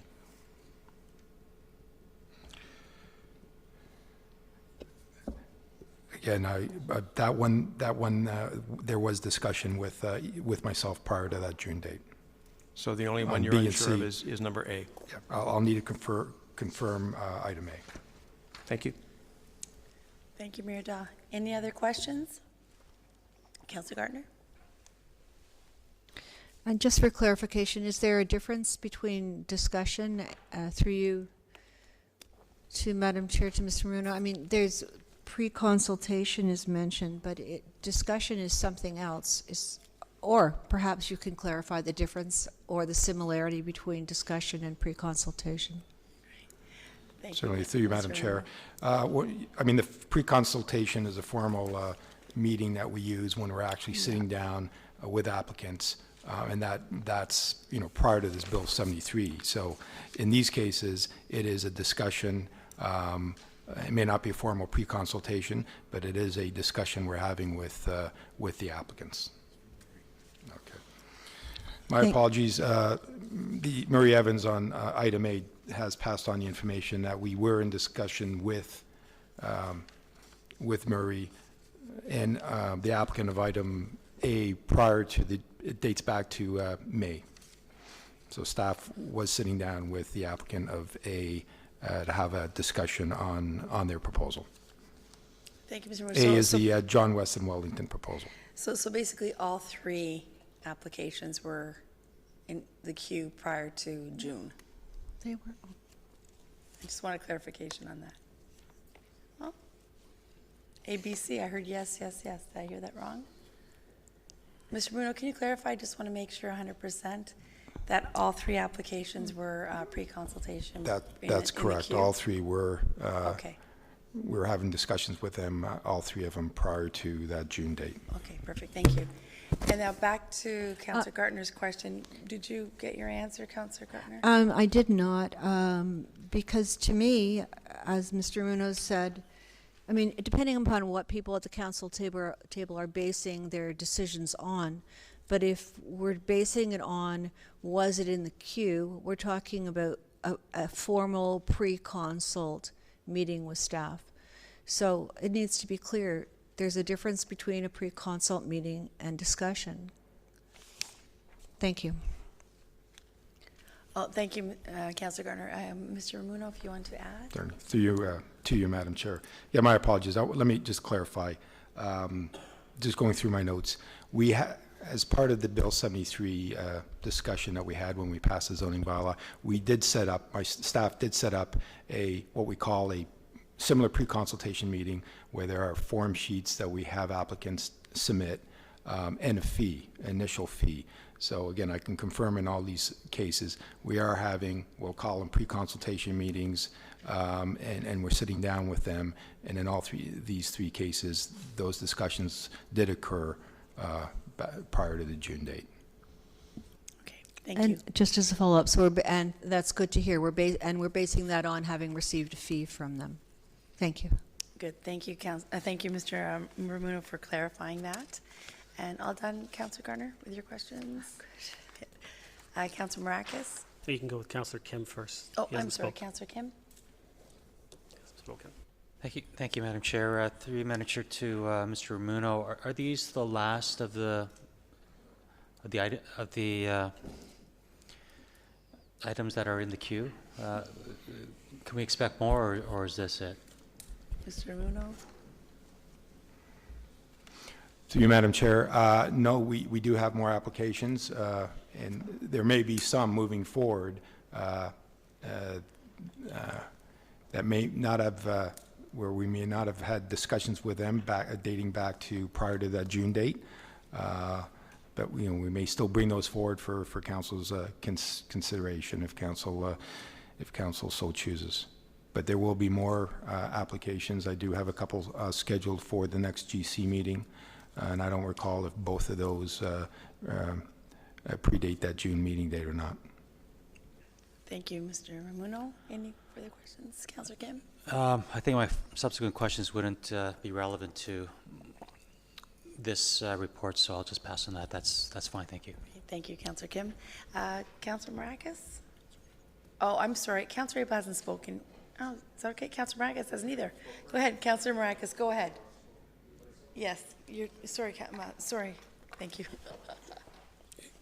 Thank you, Madam Chair. And I said this before, and I was going to say, and while I appreciate everyone's going to, make their decision based on what they feel is appropriate, I think deciding on whether an application should be received just on the basis of whether it's been in the queue or not, to me, I don't think that was what the purpose of the legislation was built and put forward for.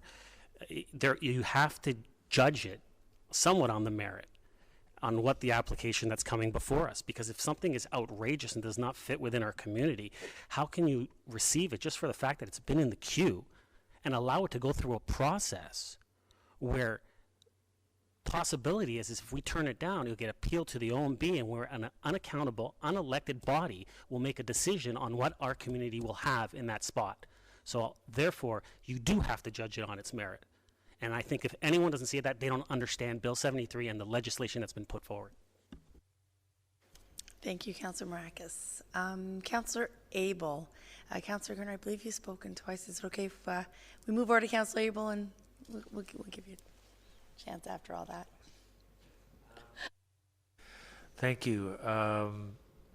Now, if someone's sort of in the queue, and the idea was if someone was sort of moving forward with an application and then saw this 2-year moratorium, they were like, oh, geez, you know what, we were bringing this forward, and we are actually funding it moving forward within the next year.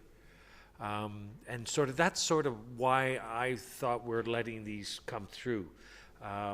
But is there, through you, Madam Chair, is there a way to hold them like, I mean, it's possible we could grant this, and then 5 years later they could sell it, and it would have the rezoning approved by this council.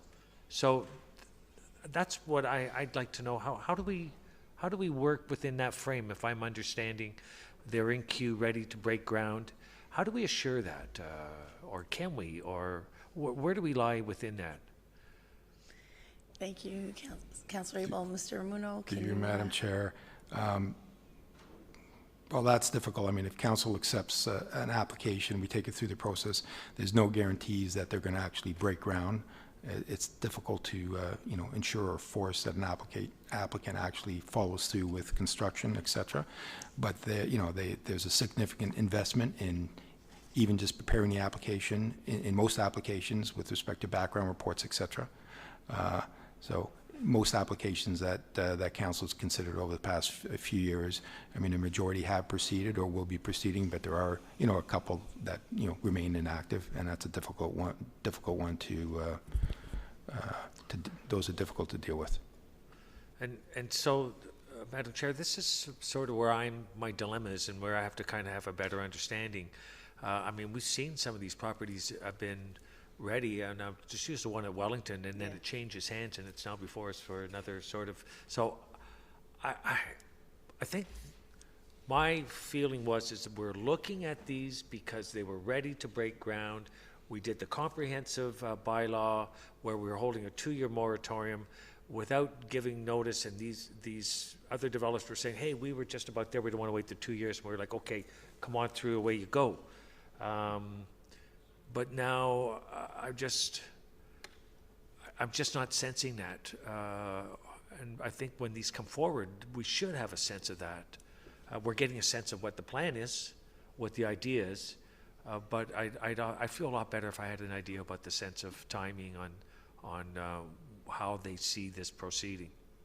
So just a comment. I don't know how I can deal with that. That's sort of going to weigh on my mind. As well, some of the other comments we would like to know. Can we hold them to affordable housing, spectrum of them, and there's a lot going on, and I need a little more time and to reflect on some of this, maybe a little more information. Thank you, Councillor Abel. Mayor Daw. Thank you, Madam Chair. I guess I missed the training course. What we've been doing for the last number of months when these come before us is simply approve whether or not our staff will take in the application. That is all we're approving. And all that we've, or the ones that we've looked at so far that we have done have been based, my decision has been based on where they in the queue. And when Mr. Rumuno was responding to the moratorium, he did point that out to us. So I'm basing my decision on whether or not they were in the queue based on staff response. I'm making no judgment on the merit of the application. I'm not saying it's good. I'm not saying it's bad. That is what the public planning process is for. So residents can come and voice their opinion as well. We can listen to that, and then we can make an informed decision. And if nothing else, I think our residents deserve informed opinions. Thank you. Thank you, Mayor Daw. Councillor Tom. Thank you, Madam Chair. My question is for Mr. Rumuno, through you. Mr. Rumuno, are you required to bring these forward? Mr. Rumuno? Through you, Madam Chair, Bill 53 moratorium states that there's a 2-year freeze unless council, by way of resolution, direct staff to accept a particular application. So when I did report to council back in June, and even prior to that, I explained the situation that I would be reporting to council with the individual applications and have council consider whether to accept those formal applications or not. But it's council's decision. Council can say no to receiving and taking an application, and you don't need to provide a reason or rationale. Thank you. Thank you, Madam Chair, and thank you, Mr. Rumuno, for that answer. But I'm just asking, are you required to bring reports to council with respect to these applications? Mr. Rumuno? We didn't require staff to bring reports forward. So the 2-year moratorium, you're bringing these forward for our benefit, as opposed to a requirement from council or via the legislation. I'd just like clarification on whether or not there's either a legal requirement or a council directive that requires applications during this 2-year period to be brought forward by staff. Through you, Madam Chair, no, there's no legal requirement to bring these forward. 2-year freeze could be, 2-year time period, so they'd have to wait till June of 2019. Thank you. Thank you, Mr. Rumuno. Councillor Thompson. Thank you. Through to Mr. Rumuno. Mr. Rumuno, you stated earlier that, as we got closer to passing the comprehensive zoning bylaw, you reached out and had some pre-consult meetings or discussions with a variety of different developers or development applications that you were aware of. Did you encourage any of them to come forward and express to council, as why we're having this conversation about the comprehensive zoning bylaw, that they may come before us and ask for it? Because as we saw through the process, I mean, we had a couple property owners come to the podium and say, hey, listen, can you make these exceptions for us while you're putting together your comprehensive zoning bylaw? So was staff encouraging some of these owners to come forward during this time that we were discussing the comprehensive zoning bylaw? Mr. Rumuno? Through you, Madam Chair, just trying to think back, I think there were a couple landowners or applicants who were aware of the process that we were following with respect to the new zoning bylaw and the Bill 73 provisions, and those applicants did approach council, but I don't think staff were reaching out to all our potential applicants that were out there. What happened after that June meeting date, in our discussions with potential applicants, that's when those discussions occurred, and we informed them of the new process that we had in place as a result of a new bylaw. Thank you. Because I can remember our conversations, some of the people that came forward, and I can understand for some that are looking for minor zoning changes or, and they may not feel the need to come forward, or they were hoping to deal with it afterwards. I am perplexed by the first one, which was zoned commercial, right, for a 2-story commercial plaza, and they're having a significant change to that zoning. Why that wouldn't have been brought to our attention, or they wouldn't have come forward through that process to say, hey, we're going to bring forward a significant proposal to change the zoning. That one perplexes me, given what we saw throughout that whole year-long process. Thank you, Councillor Thompson. Are there any further comments, questions? Okay, we're going to call this vote separately. We have a mover and seconder, so I'll call the vote for item number 1, the zoning amendment bylaw application related to zoning bylaw proposal L&B Aurora Inc., northwest corner of Wellington Street East and John West Way, be accepted. All in favor? Opposed? Oh.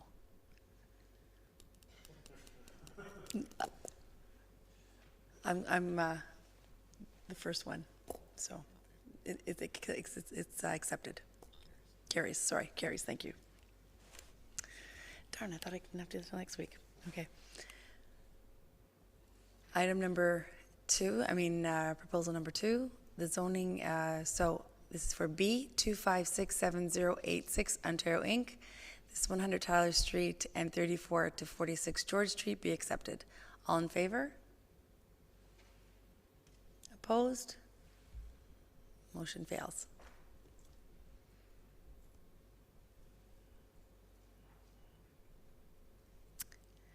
And the third zoning bylaw amendment for C2419059 Ontario Inc., 103, 107, and 111 Metcalf Street be accepted. All in favor? Opposed?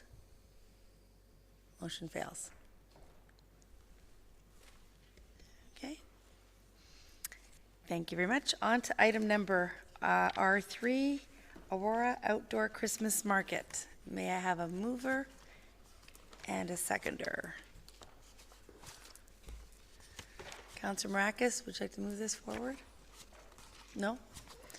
Anyone else? Mayor Daw? Councillor Pirie? Okay, comments and questions on the staff report?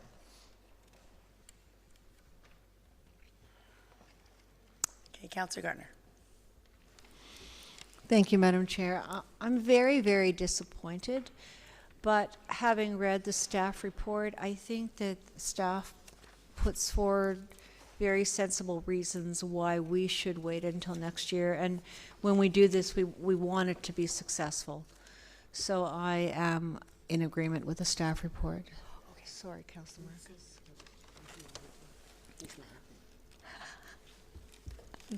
Thank you, Councillor Gardner. Take me off. Take me off. How do we shut off her mic? Okay. Councillor Marcus, do you want, Councillor Marcus, Yeah. my apologies. Thank you, Madam Chair. I kind of agree. While I'm disappointed, I do see the merit in holding off and making sure that we put forward something that is going to be spectacular. I get that aspect of it, and I appreciate the work that Mr. Downey and Shelley Ware and the special events team have done in working on this and looking at how we can provide a unique event in our town. And I look forward to it hopefully next year, and I think it will be something that would be incredible. So I'll just ask that if we can just vote on Clause 3 separately. Clause 3 separate, okay. Okay, thank you. Councillor Tom. Thank you, Madam Chair. The idea was to get a report back on feasibility and so forth, and I appreciate the work that staff has done on this so far. The report that's asked in Clause 3, it's going to report back to Council on the need for additional staff for special events communications for Q1 of 2018. Is that going to come before us like during the budget process? Sorry. Yes, Ms. Yale? Through you, Madam Chair, no, that would come in the new year, once we see what the budget looks like and the budget options that are approved by council. There's a couple of things that are related. Right. Okay. Thank you. I guess I have a concern that we've approved a lot of new special events, and there's this option for next year. There's a notice of motion for next week at council to add another annualized event, and I know that they'll be described and shown in our budget options for operating for 2018, but we did get a report, I believe, I forget when it was earlier this year, I think it was one of Mr. Downey's report on all of our special events in terms of the revenue and expenditures and so forth. I think you presented that earlier in this year. But one of the things I don't think that was included in that report was the staff salaries involved in terms of like which staff members work at special events, and include that in the kind of net outlook of what that would cost. So anyways, I just think my concern is that we're overloading our special event staff, and anyhow, so that's my comment for this right now. I think I'll probably save most of my comments then for the budget process for this year. But I guess I just want to make sure we, include anything with respect to the cost for operating these special events, revenues and expenditures for the events themselves. But we also have to include what staff members we're hiring, or we hire and pay to run these events, because that doesn't really get factored into the cost. At least I don't think it did in the last report that Mr. Downey presented, but certainly is a factor, because if we're going to hire new staff, then if the event on paper or without staff inclusion in terms of cost is cost neutral, is it really cost neutral when you factor in the staff time? So I think when this comes back to budget for this year, then maybe I can talk to this a bit more and go offline with staff to see if I can dig up some of those costs. But again, I think the idea is great, and our special events team and staff and Mr. Downey's staff do a really great job. I'm just worried that we're overloading them with too many requests from council for special events. Thank you. Thank you, Councillor Tom. Councillor Maracus, and then Gardner. Oh, Councillor Gardner. Thank you, Madam Chair. The item that is going to be pulled separately is looking at the need for additional staff for special events communications. So I just want to comment, it's not only the special events staff that works extra when we add events, it's also the communications department. And if I recall correctly, they asked for $10,000, an extra $10,000 in last year's budget, and we didn't give it to them. So we do need to keep that in mind as well. Thank you, Councillor Gardner. Councillor Maracus? Thank you, Madam Chair, and I agree, and I'll probably make some more comments when we get to this in budget, but I just did want to make one point that I think that when it comes to some of these special events, and while we're looking at this one as an individual standalone event, I think some of the ones that we're looking and moving forward with, I think the idea is to combine them with other events that we currently do, which would alleviate some of the pressures within the department. I think that because they're already working on those events and they're integrating these new ones, that it wouldn't be that much of an overload. Obviously, yes, it's more work, but I don't think it would be an overload to the point that it's being shown within this report. But I'll have more to say during the budget. Thank you, Councillor Maracus. Okay, no more comments. Councillor Kim. Thank you, Madam Chair.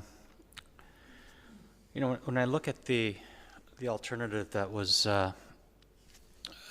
that's presented to us, which is having a preview to the Christmas market, I thought that was a great idea in terms of if we're going to have something for next year, why not have a lot of these theatrical movies when they have previews when other movies are going on? You get really excited about.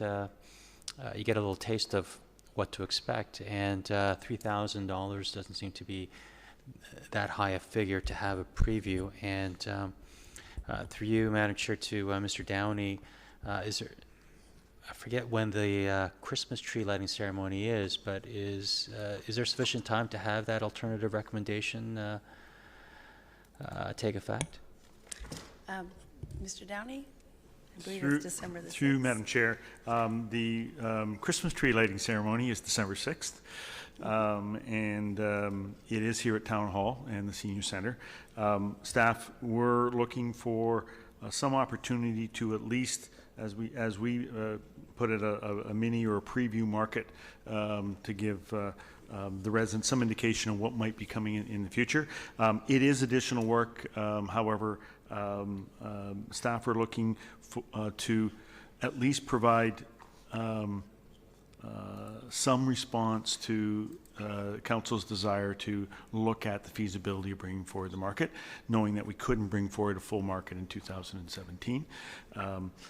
It is additional work, but it is something that we would at least make an attempt at. If we find that it, with some of the connections that we're making, that perhaps the farmers market can't make it, or we find that we're not getting any uptake on any vendors, then we may pull back on that. But we are not going out and securing any of those until we get some indication of Council that that's what you want us to do. Okay. Well, Madam Chair, I think it's a great idea to have a preview, and so I'd recommend adding that. If I can put an amendment to add the alternative recommendation as number 6 in terms of something put out there for us to vote on. Sure, absolutely. Do I have a seconder for that? Councilor Marcus? Okay, well, on the amendment to go with the alternative, any discussion, questions on that?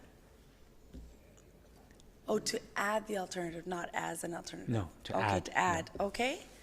Comments or questions on the amendment to add item number 6, that we have a mini Christmas market during the Christmas tree lighting event on December the 6th? Sort of a preview. Any comments, questions, anyone? Councilor Marcus? Thank you, Madam Chair. Through you to Mr. Downey. Mr. Downey, my only concern is, because I know in the report it talks about how it might be difficult getting some vendors in there due to the timing. So I'm wondering, would that still be an issue, even though it's a mini preview type market? I mean, as much as I'd like to see it happen, I'm just concerned that it might not still be up to a standard that might come off or be pulled off very well. Mr. Downey? Through you, Madam Chair, I agree. The point of the alternative was that we haven't reached out to any of these vendors to find out whether or not they could even be made available. I am somewhat reluctant of setting some type of precedent with regards to waiving fees and that type of thing, but we were looking for some way of trying to address this as much as we possibly could. If we find that we are not getting an uptake, then this would be abandoned, and we would carry on with the tree lighting ceremony as scheduled. Okay, so I mean, I guess then hearing that, I mean, I'd be comfortable in moving forward with the amendment to adding this and allowing and giving that opportunity to our staff to see if they can put something together quickly during the Christmas tree lighting that could give a small preview of what's to come. So yeah, if that can, and if they can come back afterwards and let us know whether that can be achieved or not, then we can make that decision at that time. So I'll be in favor of it. Thank you. Thank you, Councilor Marcus. Councilor Kim. One quick comment is, as Councilor Marcus was speaking, I mean, this is Councilor Marcus's motion, and we know Councilor Marcus is very detailed and likes big bang fireworks events. So I don't want this preview to come out if there is insufficient time and resources to really have a great preview. That would really be a great preview for next year's event. I don't want this to be on the I don't want this to be as an option. So through you to Councilor Marcus, do you want this on? Councilor, I believe Councilor Marcus is okay. I think one of the things that assured us is the fact that Mr. Downing will not go forward if it's not going to give the right sort of sneak preview. If there's not going to be much appetite for Okay, vendors. that's fine, yeah. We'll leave this to Mr. Downey. If he thinks that he can really make a big bang out of this, great. If not, then we don't have to go forward. Mr. Downey? I appreciate the confidence, and I'll ask for a bit of a leap of faith. If we can do it, and if we can do it well, then great.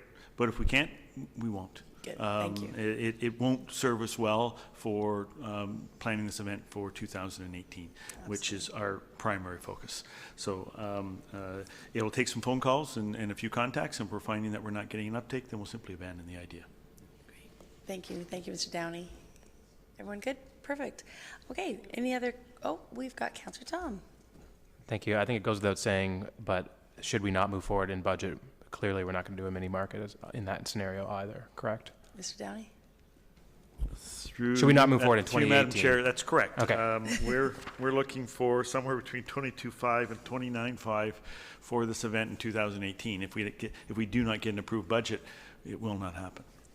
No, I'm saying the preview in 17 this year. That's correct. We're going to need some additional funding. It goes for without that saying. as well. I just thought I'd just comment on that. Thank you. Thank you. Good job, Councillor Tom. Thank you very much. Okay, so I think there's no further questions on the amendment to add the additional alternative to the overall motion. But for now, let's vote on the amendment before us. All in favor of the amendment before us? Opposed? Okay, motion carries. The amendment carries. Let's go back to the original motion. We were asked to leave clause 3 to vote separate. In the meantime, let's vote. We're just going to wait a little bit. Oh, Councillor Abel, back to the original motion. Councillor Abel. Thank you, Madam Chair. You're welcome. I'm looking at page 3 of the item, and also item 3, or the third part on the motion. Staff report for additional staff. There it is. Okay, so recommended. So if I'm understanding, corporate communication advises that a comprehensive advertising campaign, well, I'll start at the very beginning. Special events and communications are separate. So there's the special events communication is those two departments? Through you, Madam Chair? Through you, Madam Chair, that's correct. So that would be looking at staff resources within the communications division as well as special events. So 2 departments. And the need for this request in this report, that staff report back to council. So this is sort of a separate item. It's part of the need for additional staff is based on this item here, and probably for others because you're already maxed out with all the items that you're doing. Through you, Madam Chair, is that why that is in there? Mr. Downey? Sorry. Yes, please. Or Mr. Through you, Ayala? Madam Chair. Yes. Through you, Madam Chair, I'll take that question. So in the conversations we've had about the past year and the demands on both of these areas, it was felt that if we're moving forward with a plan to do another significant event, that we'd like to at least get an opportunity to present to council along the lines of what Councillor Tom was asking for in terms of the staff resources required for all these special events, so that you can include that in your deliberations and determine whether or not you want to see extra resources added to these areas to support these special events. Well, based on that, I would love the clarity on that, because we did have, I remember asking staff to prepare something, and we didn't get the full complement of costs that staff are involved on this. This is a great opportunity for not only council to understand, but also for our public to understand all the staff that we have and all the work that they do, so we can see the costs and the benefit very clearly. So I would like to know what sort of demand is on them. I mean, this report is highlighting that they're maximized and there's little capacity to support any new events. However, our strategic plan, especially in our cultural master plan, is encouraging that we increase and promote new events. So I think it's important that this report come forward. So I'll be in full support of that. I mean, I guess it's one of the bonuses on the motion that was put forward in this report coming forward, was the need to you know, they've piqued our communications and our special events staff, and they're overworked. So we've got to understand that, and start budgeting and getting ready, because the way I see it, we should be enhancing and increasing events that are going forward, and also evaluating how we can be more efficient, how we can get more bang for our buck, as they say. So, thanks. I didn't even think of, when I was reading this, I wasn't even thinking of that. So I thank you, Madam Chair. Thank you. Thank you, Councillor Abel. Councillor Marcus. This is my third. I just wanted to speak to a procedural matter. I don't mind if we don't call it separate, if we just roll it in. I mean, we can deal with it at budget time. We're just getting a report back. We're not approving a staff position or anything, so that's fine. We don't need to separate We can vote it. all together? Yeah. Everyone okay You can just with leave it all voting together. If everyone's fine with that. Mayor Daw? Mayor Daw? Thank you, Madam Chair. I'm not sure what Councillor Abel is referring to, but I'm pretty sure that we get darn good bang for our special events buck right now. I'm not sure exactly what you're referring to. We can always make sure that we're as efficient as we possibly can be, but I happen to believe that we have an exceedingly good special events group, and we do fantastic work. And when Mr. Downey comes back with his report, I think we'd all be shocked if he puts it in there as to how much overtime they've already put in this year. We may not want to know. Thank you, Mr. Mayor Daw. Oh, Councillor Abel? Thank you, Madam Chair, and I think it's only fair that I respond to the mayor, because certainly he didn't understand what I said. I was not inferring that we weren't getting good bang for our buck, Mayor Daw. I was merely remarking that they're at their max and they're at their capacity. And, it would be good that if we can help them and do more with what we allow. That was merely what I'm saying. It's basically efficiencies working within the operation of the town budget, et cetera. So I hope you weren't inferring that I was slighting them, because I wasn't in the least. But I will echo your remarks that the special events in this town are fantastic. And I can highlight a few of them, and I'm looking forward to the Santa Claus Parade, which is one of my favorites. I'm hoping the weather holds out, and we just had a fantastic Halloween haunt, which was outstanding again, and congratulations to the staff. So please, I don't want my words to be misunderstood. What I do want to do is support our staff, and they're asking for support, and that's key. I would like to be able to support them. We don't want to see them maxed out and our events suffering because we didn't understand or weren't aware of it. Thank you, Councillor Abel. Okay, I believe that's it for this item. If we can all, now that we're going to vote all items together, and if we can vote on the motion as amended, all in favor? Opposed? Motion carries. I think it's time for a little bit of a break before, oh, I'm sorry. Mr. Downey has a couple of comments. I apologize, but I had to wait till the vote took place. I know the procedure. I should wait until next week. But with council's indulgence, would you have a concern if we reached out to some vendors during this week prior to council direction? Go for it. Okay, I just wanted to make sure we were comfortable with that. I think we all agree at that. It's a reaching out is a good I'm hoping to be able to have a better idea whether we can or can't do this by the time we hit council.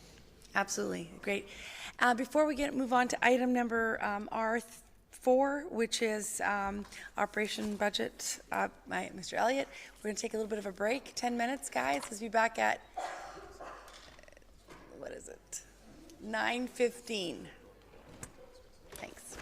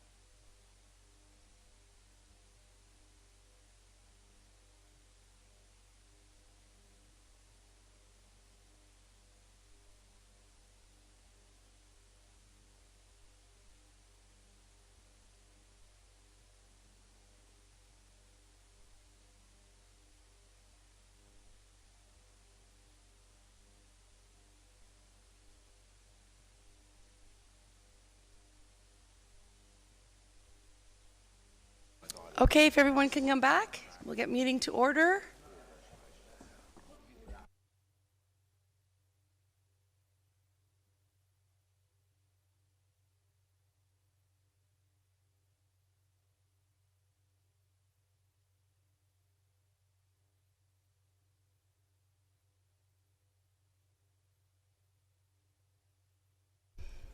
Okay, everybody.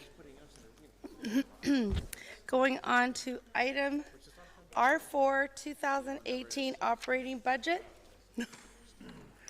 I'll just sort of, do we have quorum? 1, 2, 3, 4, 5. Yep. Thank you.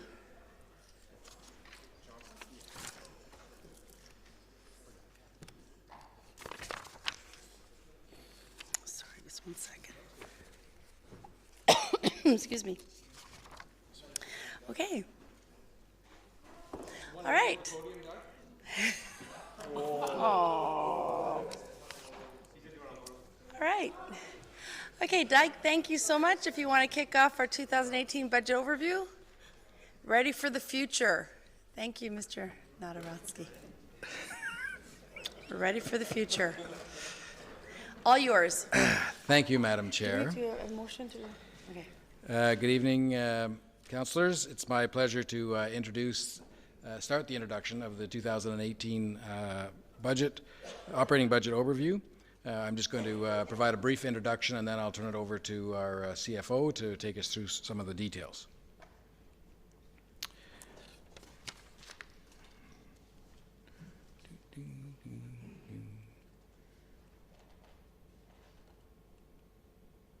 Sorry, this slide was... we're pleased to report tonight that when you get your budget binder, you will see that we have held true to the direction that we received from Council earlier this year. Council had indicated that initial budget approach of considering the Greater Toronto Area inflation rate plus the previously agreed to fiscal strategy of 1% would be acceptable budgetary guideline for staff to start working on the budget. In June this year, it was established that the GTA inflation rate was 2.1%, so added to the 1% for the fiscal strategy. That resulted in operating budget direction of up to 3.1% as a starting point for staff. You'll be pleased to see that the operating budget presented tonight represents a 2.9% increase, leaving nearly $100,000 in funding, if Council still wants to stay at the 3.1 level, to address options or Council additions should you want to go to that full 3.1.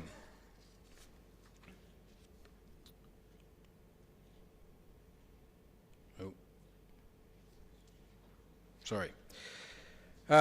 So as part of the process, we continue to refine and improve the budget process from a staff perspective. There was some changes this year again in process. We had an earlier consultation with the budget input session back in June, asking the community to come out and bring forward any things they would like to see funded in the next budget. And we also did our citizen surveys this year, revamped survey. So there was more consultation and earlier consultation as part of the budget process. Throughout the process, we've been constantly pushing for more accurate financial reporting, which in turn leads to more accurate budgets. And so we've seen some gains as we've gone through the budget binder this year, where things are a little tighter and things are a little easier to bring you accurate budgets. In addition, we've continued the line-by-line reviews. They've been ongoing at the FAC level. Those are not for the entire budget, of course, but a more focused approach to segments of the budget where the FAC committee considers some details. As well, as CAO, I did again a line-by-line review with all of the directors for each of their respective budgets, and we had discussions about 6 weeks ago on the details of the individual budgets. So I have some confidence in the numbers and the need that we are presenting. I'm also pleased to report that you're going to see a revamped budget binder. Our communications team has been hard at work for literally months and considered the old binder and looked at ways of sprucing it up. So I think you're going to find it's much more readable and a more colorful depiction of the budget, and hopefully you appreciate the extra effort that's gone into that. You will also see in the binder that we continue to work on KPIs. There are some new KPIs in limited areas and continued reporting on many of the KPIs that you've seen in prior budgets. I will be the first to admit that more work is needed in this area to make sure we are tracking KPIs that are relevant, accurate, and clear.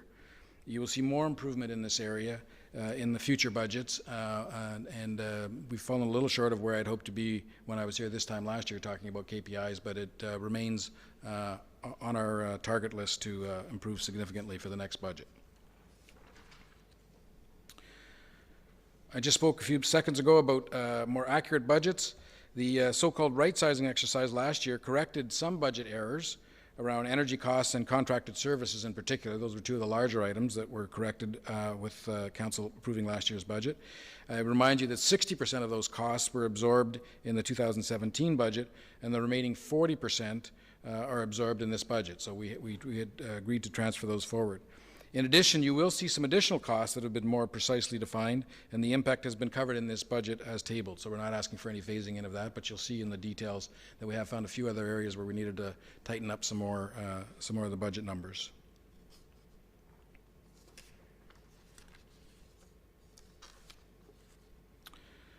Like any municipal budget, we've had to deal with some challenges. We've maintained service levels in spite of the growth that demands more services from many of our front line. We have continued to decrease our reliance on supplemental tax revenues, as has been contemplated for the last few years.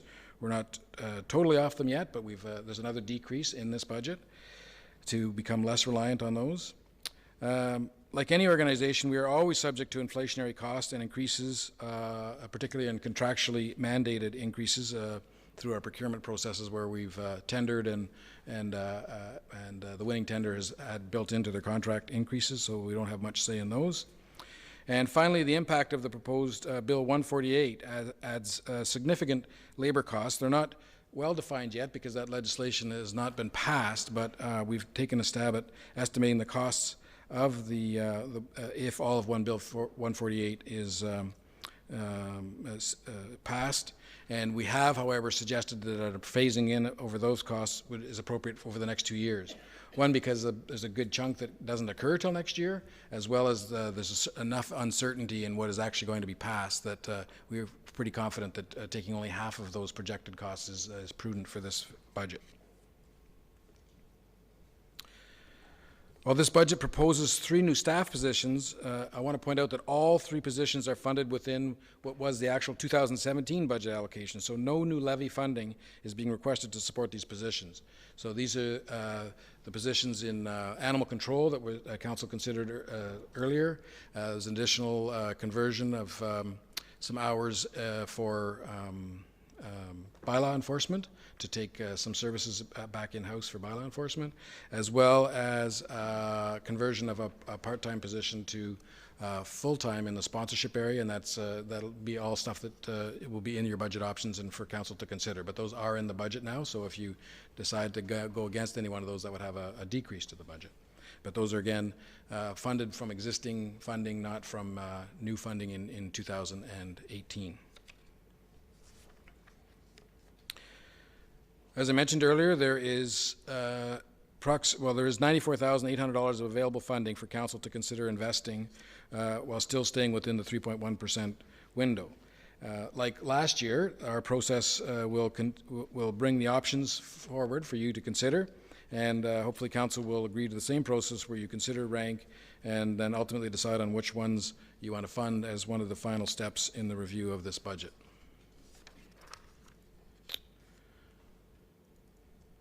So in summary, the proposed 2008 operating budget, if approved, would represent a $76 increase in the town's share of the residential property tax bill, and that's based on a home worth $770,000.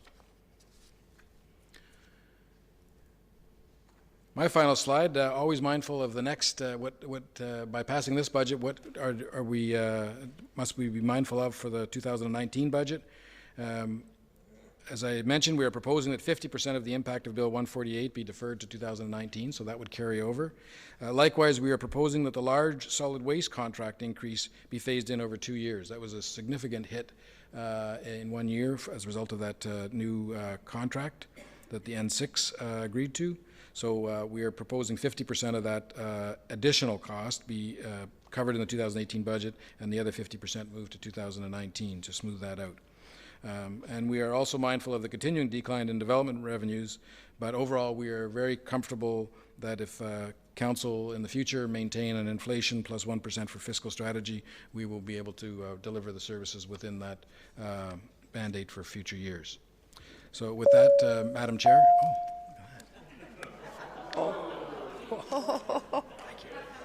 That's pretty amazing. No, we get 10 minutes each, don't we? With that, Madam Chair, I'll pass it over to Thank you very much. Dan to finish up. Great presentation. Thanks so much. Thank you, Doug. Elliot. And while I'm in the thanking business, I just want to point out that I can't do a budget without the work of my colleagues on ELT, and certainly I can't do it without my team, Jason's team, Karen, Laura, and Tracy as well.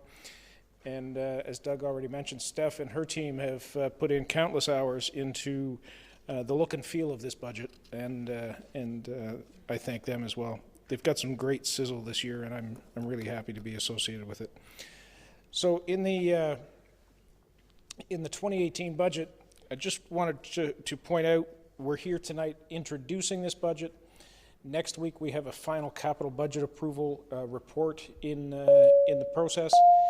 On Saturday, November the 18th, we're going to spend the day going through our operating budget. The following Monday after that, we're going to have the library, the cultural center, and the Historic Society join us to talk about what they're up to. And then a week later, we've got a meeting scheduled, and that can be cleanup and follow-up items and any last matters that we wish to attend to. So that's really the schedule. We are aiming to have a final operating budget approval in December, December the 12th, before Christmas. So all being well, we're going to stay on target. The context of this budget continues very similar to the past. The town of Aurora continues to transition from suburban to urban, from greenfield development dependency to an intensification mode. Our 2C secondary plan approval, that residential build, as you know, is progressing much more rapidly than we initially expected. We also have the promenade plan in place, and that's helping to direct the infill and the intensification and helping to strengthen our downtown. We've got the new Economic Development Board in its formation stages. We've got the cultural precinct work, it's continuing. We've got Library Square design underway. And so that is really encouraging and really driving a future for us as we move towards this intensification stages. In the economic realm, pretty stable. We've got some slowly increasing interest rates as the powers that be try to manage that inflation. We've got slow growth. We've got pretty stable inflation. We've had a recent adjustment in the local real estate market. I believe that was mainly the tax on foreign investment. While this is all happening, we need to focus on serving our growing community. Those new residents expect top-notch service, top-notch facilities, and so we need to focus on delivering those. In the past number of years, we've had continuing advancements in our ability and our achievements towards fiscal sustainability. We've got an annually updated 10-year capital investment plan. It's currently valued just over $230 million. We are annually increasing our cash to capital contributions for our infrastructure. We're doing the right things. We have a council-approved budget principles document and a council budget process document, and I believe that those have gone a long way to sort of setting the table for your expectations as we go into the operating budget review, and sort of puts us all on the same page together. And it helps us to be able to develop a budget that we're more confident that you're going to be able to accept. And we trust that on the flip side, what we deliver is very much in line with your expectations. And we think we've hit the target again this year. 2018, we plan to update the town's asset management plan, and that will continue to drive more work on our capital side.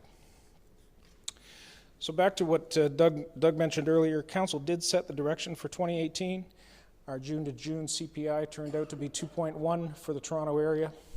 And so that tax increase of inflation helps us to maintain our services, fund the required increases in fire services, and meet the needs of our growing community. It helps to contain our inflation where possible. We've had to do that. We had to index our non-tax revenues for inflation. That keeps the balance between tax and non-tax revenues. If we increase our tax revenue but we don't index our non-tax revenue, it starts to get out of balance slowly, and it's tough to make that adjustment all at once. So it's really important to continue to index both sides of the revenue side. We have an additional 1% for fiscal strategies. This year, for 2018, this is the first time since 2005 when Aurora sold its hydro that we are not relying on interest from the hydro sale proceeds. And so you'll see that later in a graph, again, to emphasize that. We've reduced our reliance on supplementary taxes, another step, part of our fiscal strategy, and we are increasing our cash to capital contributions. So we're doing what we said, and I think we're on the right track. 2018 budget pressures, we had the solid waste contract. We've got Bill 148 that it's a big number initially. We're not sure how much of it will get approved. We're not sure exactly all of the timing of that.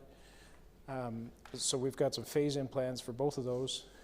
We had some budget understatements surface during the year, and as Doug said, we have to deal with those, and so we have done that.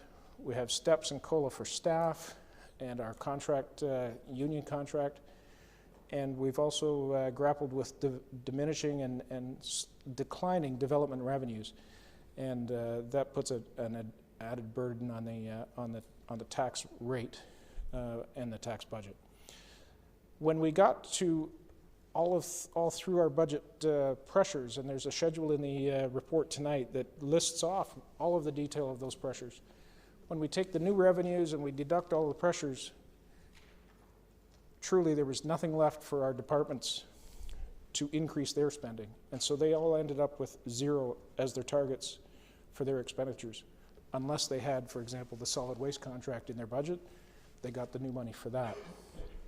So it's a very tight, very tight budget before you. And so even before that, line by line, the departments were under the squeeze. And so I trust that you'll see that and appreciate that and recognize that we've done a lot of work to get to where we are. We responded our draft budget of 1.9 plus the 1%. We've left 0.2% or just about $95,000 for council's decisions. Sticking to that 3.1%, we indexed all of our rates and charges.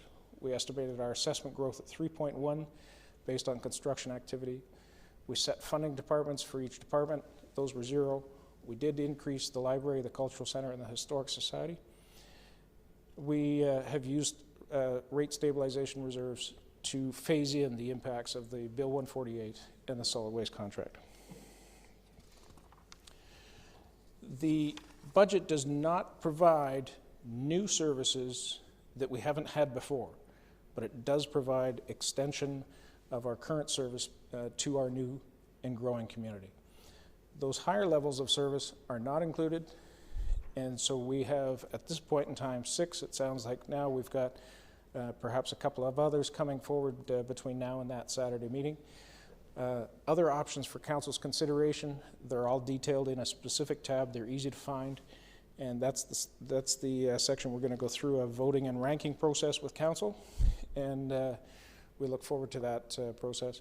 We have left $94,800 of room, funding room for you, but again, the 3.1% was your target. It's not our target, and so if you choose to increase that a little bit more to make room for more of these increases, that's of course your prerogative, and one option to do that. Our proposed tax funding by service, this is the tax pie, and so the tax pie is about $44 million this year. And so you see that Central York Fire continues to be a significant part, but our infrastructure and environmental services is actually the biggest piece of our work. That's maintaining all of our linear assets and maintaining and operating those, all of our facilities. And so it's just interesting how this pie slowly evolves over time. We've got the library board in there, and then we've also shown, it's really hard to see, but there's an unallocated tax levy portion in there, and that's the piece for council options, showing at the bottom of the pie there. When we look at the gross revenue contributions, how do we fund all of our expenditures? Our expenditures in this budget are $64 million. So there's the $44 million of tax in the blue. We have user fees. We have grants and gas tax. We have reserve fund draws. We have investment income. We have fines and penalties. Those are the nasty ones. But again, to emphasize, we did show where the hydro fund proceeds interest would be, but it is zero for the first time in 13 years. And so we finally made it, we've done it, and we can get on with some other challenges that face us financially. And so that's really a piece that I'm pleased that we've achieved. With this budget, what do you get? You get well-maintained infrastructure, you get sustained community service levels, you've got award-winning community events. We just had the Halloween Haunted Forest, another recognized event. We get great stuff like that. We've got a great variety of recreation and cultural opportunities for all ages and all abilities across the community. And at the end of the day, I believe that we've got a well-managed and fiscally sustainable community. Just looking back over the years, you can see how in the most recent years in this chart, we've become much more stable and predictable in what our tax rate changes are turning out to be, back from the much more volatile years in past. I'm pleased to be part of that, and the work that we do around this table together helps us achieve this, and it becomes more stable for our residents as well, I believe. Key contributing tax pressures, just going to fly these in. We have an increase for fire services. It represents about 0.6% of a tax levy, or 0.6% of a tax increase. We have reduction in development-related revenues, another 0.6. We have that proposed labor legislation, over $600,000 just on that. That's but because we phased it, it's less than 1%. The waste collection contract, net of its phasing, 0.7%. We add to that current budget right sizing, 1.9%. Other growth and inflation items, 0.7. When we take all of that, we also have to remember that we've got new tax money from growth of 3.1%, so we deduct that, and you get a net tax increase before fiscal strategy of about 2%. Then we go to fiscal strategies. We've increased our renewal funding by 0.5%. We've got a reduction in our SUP and our hydro interest reliance, 0.4%. We've set aside a little bit for council, and this brings us to the 3.1, including that $94,000 for council. So that, in a nutshell, is the key drivers behind this budget. It helps set the stage for our discussions on the Saturday. The proposed tax increase, this is just really the math behind it. We say that the net with what we believe is coming out of the York region, now it may be a little bit higher than 2.35, but we're somewhere in the 2.1 to 2.3% overall on the tax bill for the residents in Aurora. Our impact using our 3.1 only drives that number by 1.13, our proportionate share. What does this mean on the incremental? Our share is about $75, $76. York Region's about 67. We believe that the education share will be, again, revenue neutral. It's revenue neutral across the province, and that gets difficult when we come to say, what's it going to be in Aurora? It's impossible at this stage to predict until they actually publish those rates. And so we're at about 142 impact on the average home at $770,000. I'd be happy to answer any questions now. My preference would be actually to field any quick questions you may have, and then look forward to meeting with you on the Saturday, having a nice warm breakfast to start, and getting right into it. It is Saturday, November the 18th, 9 o'clock, with a warm breakfast beforehand. That's a week. Madam Chair, those are my comments, my presentation. Thank you. I'd be happy to field questions about the presentation or the item that's in the agenda. Wonderful. Thank you so much, Mr. Elliott. Great presentation, great update. May I have, Councillor Tom, Councillor Peary, any comments or questions for Mr. Elliott?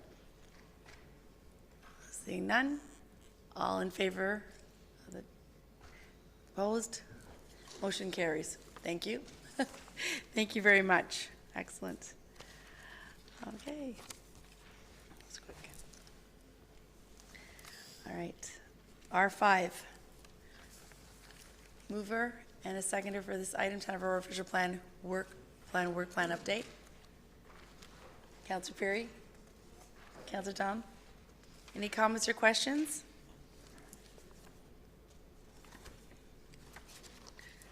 R5, any comments or questions? Seeing none? Okay, all in favor? Opposed? Motion carries. Item R6, pre-budget approval for the hiring of the elections coordinator. Oh, we're going, can we go to the next? Is this, oh, we've already got two people? Oh, sorry, okay, there you go. Mover and a seconder, Councillor Peary, Councillor Kim. Any comments or questions about this item? Okay. All in favor? Opposed? Motion carries. Item R7, winter sand salt storage facility door. May I have a mover and a seconder for this one, please? Councillor Tom, Councillor Peary. Comments or questions? All in favor? Opposed? Motion carries. Item R8. Award of request for proposal 2017-81 IES for consulting services to develop the Town of Aurora Community Energy Plan. Mover? May I have a mover on this? Councillor Abel, seconder? Anyone want to second this? Councillor Kim? Okay, we've got some questions here. Councillor Perry. Thank you, Madam Chair. I'm going to ask that we refer this back to staff to seek other funding opportunities. I know through the Green Municipal Fund, these types of studies are covered up to 80%. So I know that we've got 50% covered here.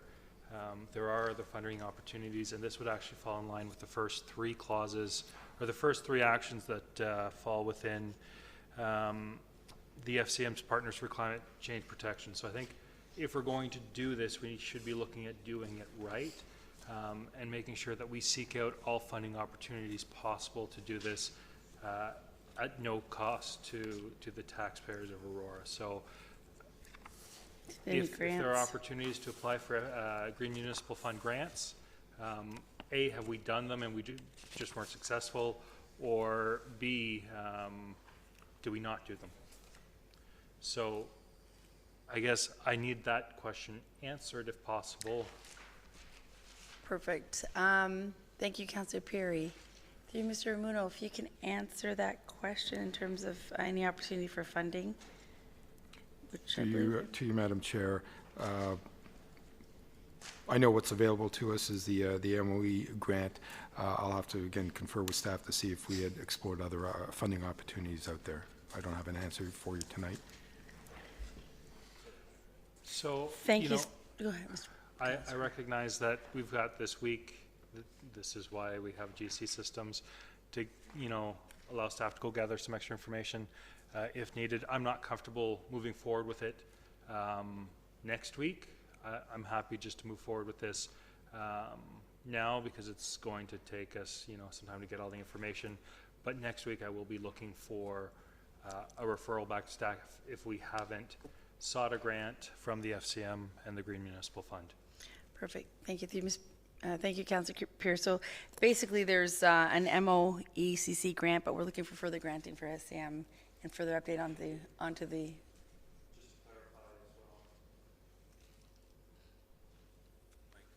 Oh, It's my understanding, I believe that they're stackable, so you can apply for 2 grants and utilize both of them, because one comes from the provincial government, one would come through the FCM from the federal government. And I should just point out that as chair of the Environmental Issues and Sustainable Development Committee for the FCM, that's different than the Green Municipal Fund, 2 separate groups, but they work fairly tightly together, so. perfect, great, thank you. Appreciate the comments, thank you, that's great, and the recommendations for staff. Councillor Thompson?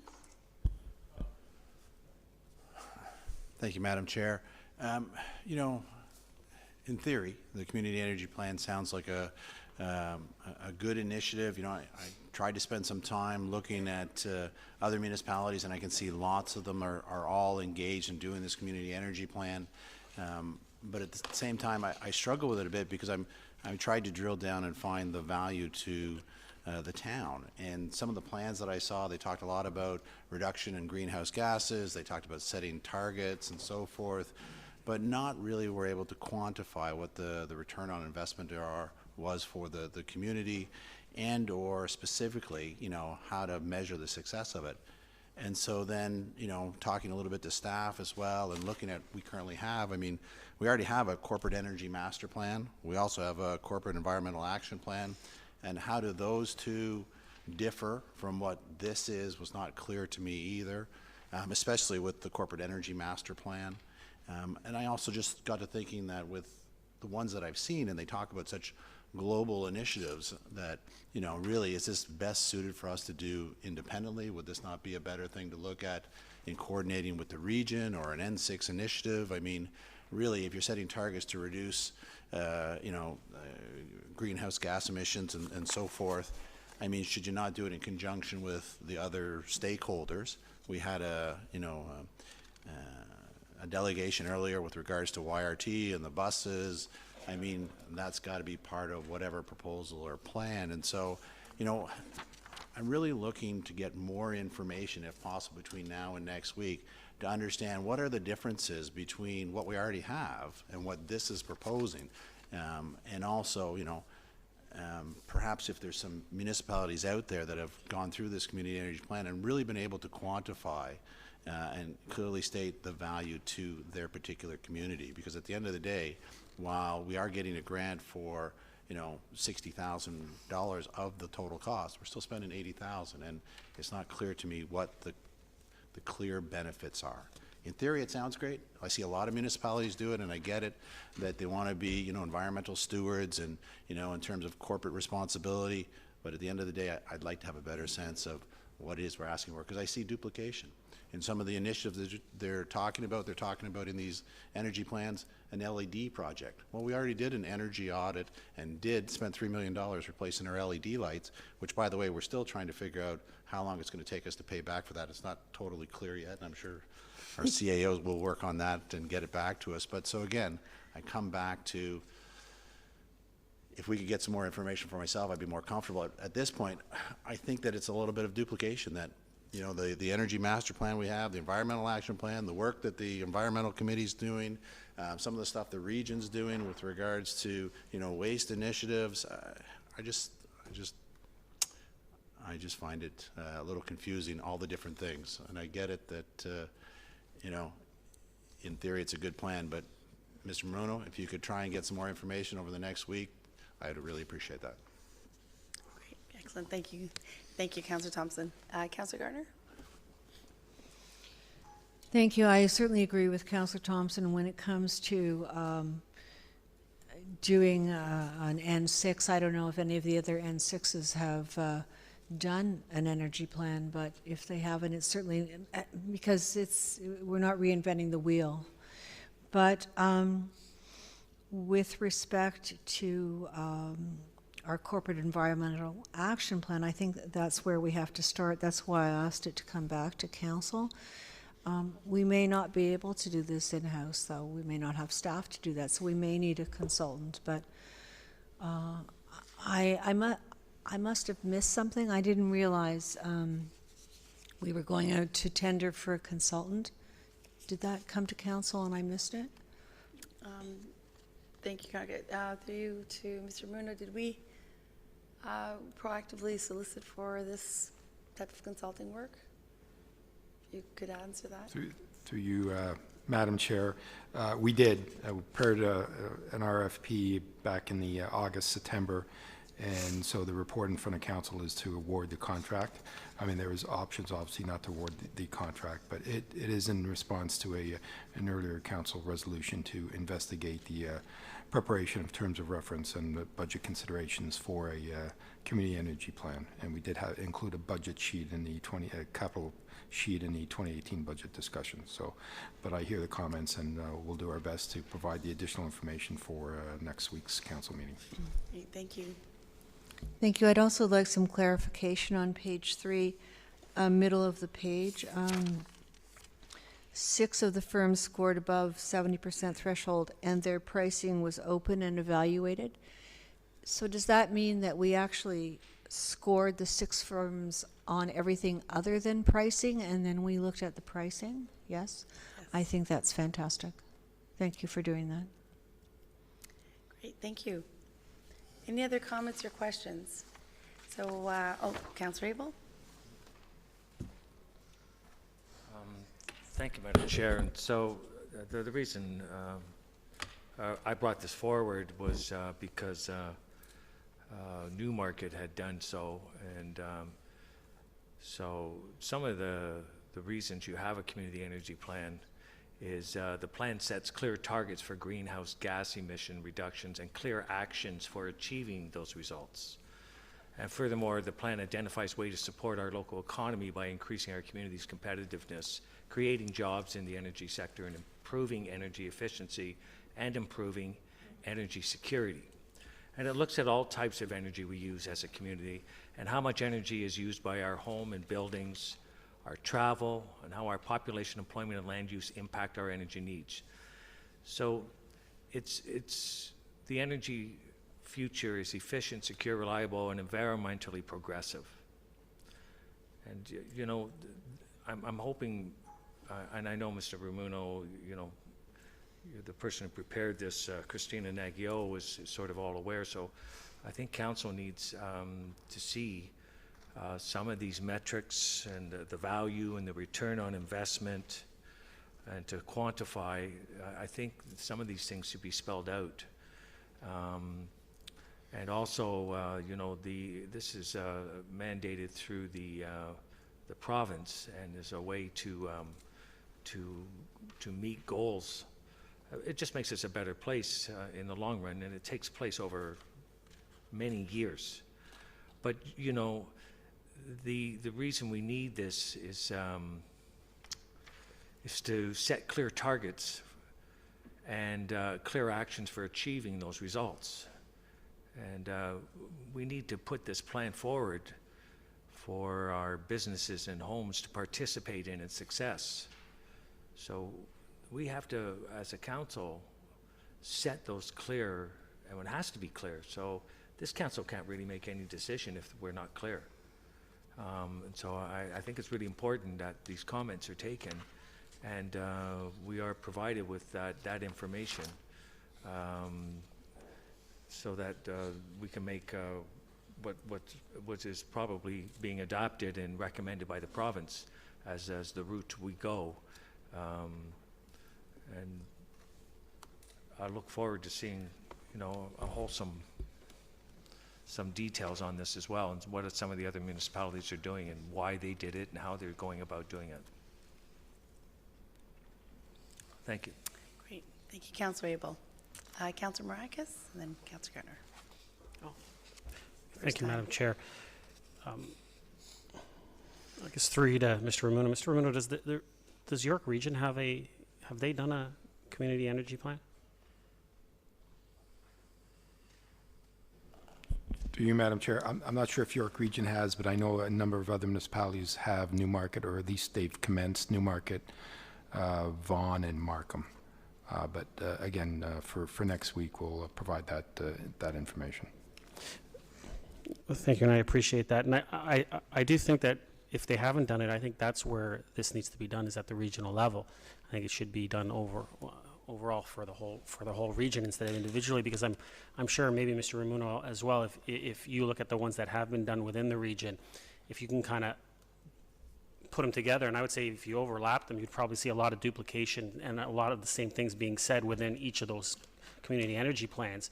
And so I don't think that this is something that is specifically geared towards each municipality. I think it's something that can be overall done throughout the whole region and presented as something that the region and all the municipalities within the region should be doing to put forward and eliminating greenhouse gases and stuff, because I see it as a bigger picture item, not individual municipalities. I think the corporate environmental action plan is something that is more geared towards us specifically, and that's what we're already doing. And so I do see a bit of that duplication here. If we're getting from the Green Fund, if we're getting that money and we're not paying for this, well then it's an exercise worthwhile. I think that we can go through and just take a look and see if it can be added on to what we're already doing and incorporated in that. If it's something that we're gonna spend money on, I think that we can almost have staff utilize the other reports that have already been done, the plans that have been done within the other municipalities, take that information and almost kind of roll it in and incorporate in what we're already doing and look at how we can move forward. So, I mean, I'll wait till next week to get some more of that information, and I'll vote at that time. Thank you. Councillor Gardner?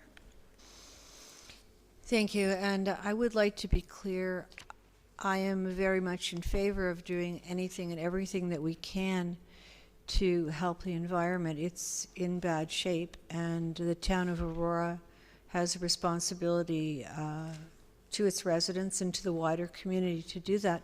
What I was really trying to refer to was the process. I know that the Environmental Advisory Committee discussed this plan, I believe, and there was a suggestion from staff that we hire somebody to do this plan. Those minutes came to council and we didn't discuss them. So I think that's where the link is missing. I believe this should have come to council for a discussion before we went out to tender and put all of our ideas together and then form an opinion of how to go forward. So although I think it's a wonderful initiative, as Councillor Maraca said, if we can have funding to do this, that will cover our complete costs or almost cover our complete costs, that would be fine. But other than that, I don't think we can take the easy way out and hire a consultant. I think we have some more work to do at the council level and research with respect to what other municipalities and regions are doing. Because as I said, it's not reinventing the wheel. These, all of these things are out there. We just need, as a town, to adopt them and to take them seriously and to push them forward. Thank you, Councillor Gardner. Are there any further questions or comments? I just have a quick question, just for clarity. It looks like this was a request that came before us. Maybe it was embedded minutes and they were approved automatically, and that provides staff direction. Is that how this one came about, Mr. Ramuno? I could see that happening. If we don't pull it out to talk about it, then that staff has direction.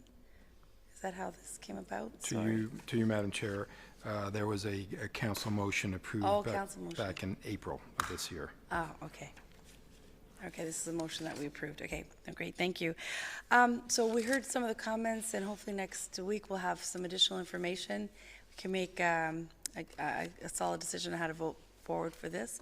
In the meantime, we still vote, right? Okay? We split it? Sure. We can split it for each item, or just the first and then the 2 second, 2, 3. Okay.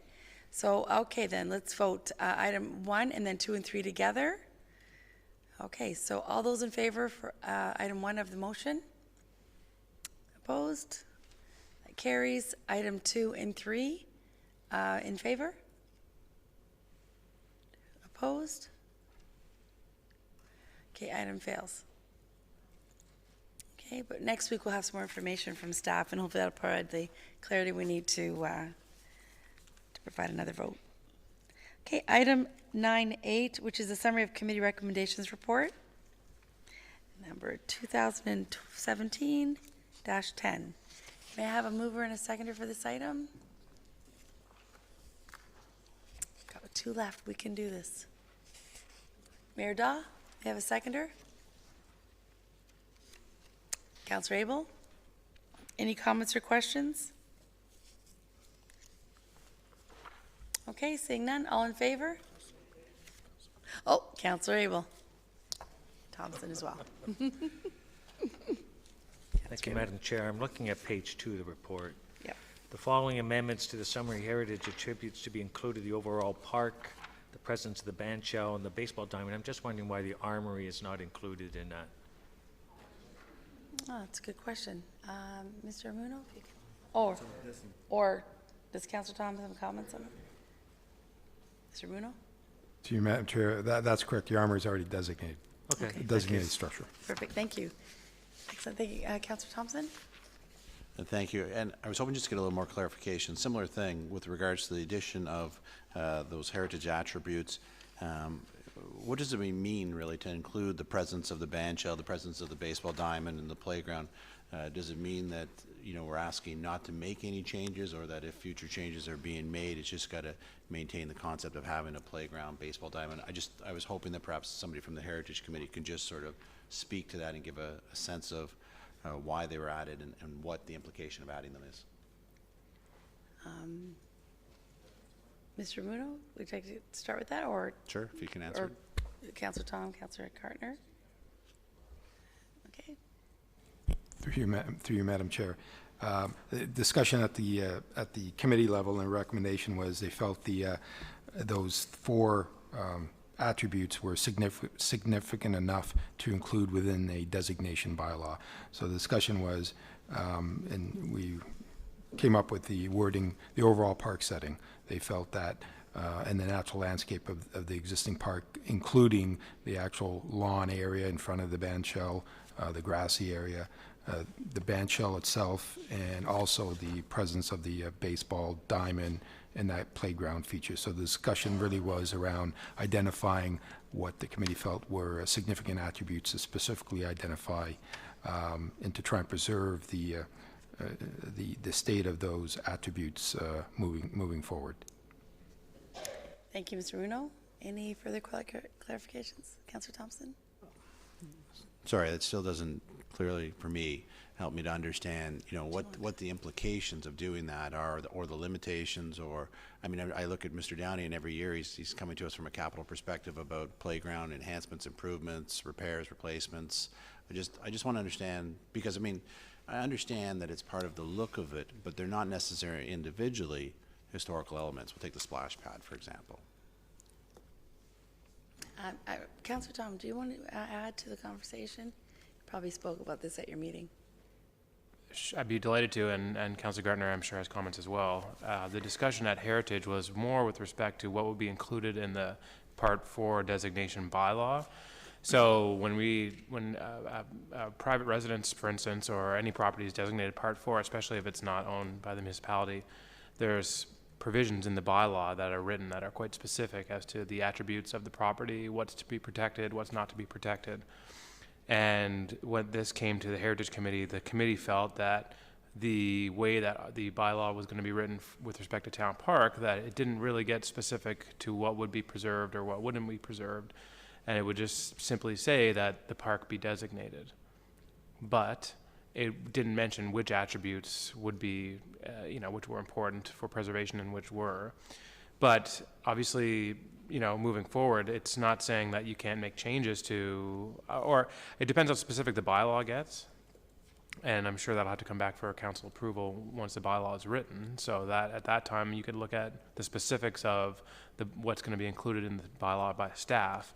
But I think Heritage, if you look at page 16, they wanted to include the presence of a band shell and the presence of a baseball diamond, not that you know, improvements, capital improvements couldn't be made to those specific elements, just that those elements were important to the park. And the committee discussed about, you know, how long has a baseball diamond been at the park and how important it was and so forth. So those are the reasons why we got a bit more prescriptive as a committee with some of the elements at for the designation bylaw for town park. And I'll also mention that town council has the ability to change the bylaw or rescind the bylaw if they feel that the designation in future time is you know, handcuffing them to something they want to do. But that process will have to be public, and they'll have to make a motion at council to, I believe, to rescind the bylaw if they so choose to.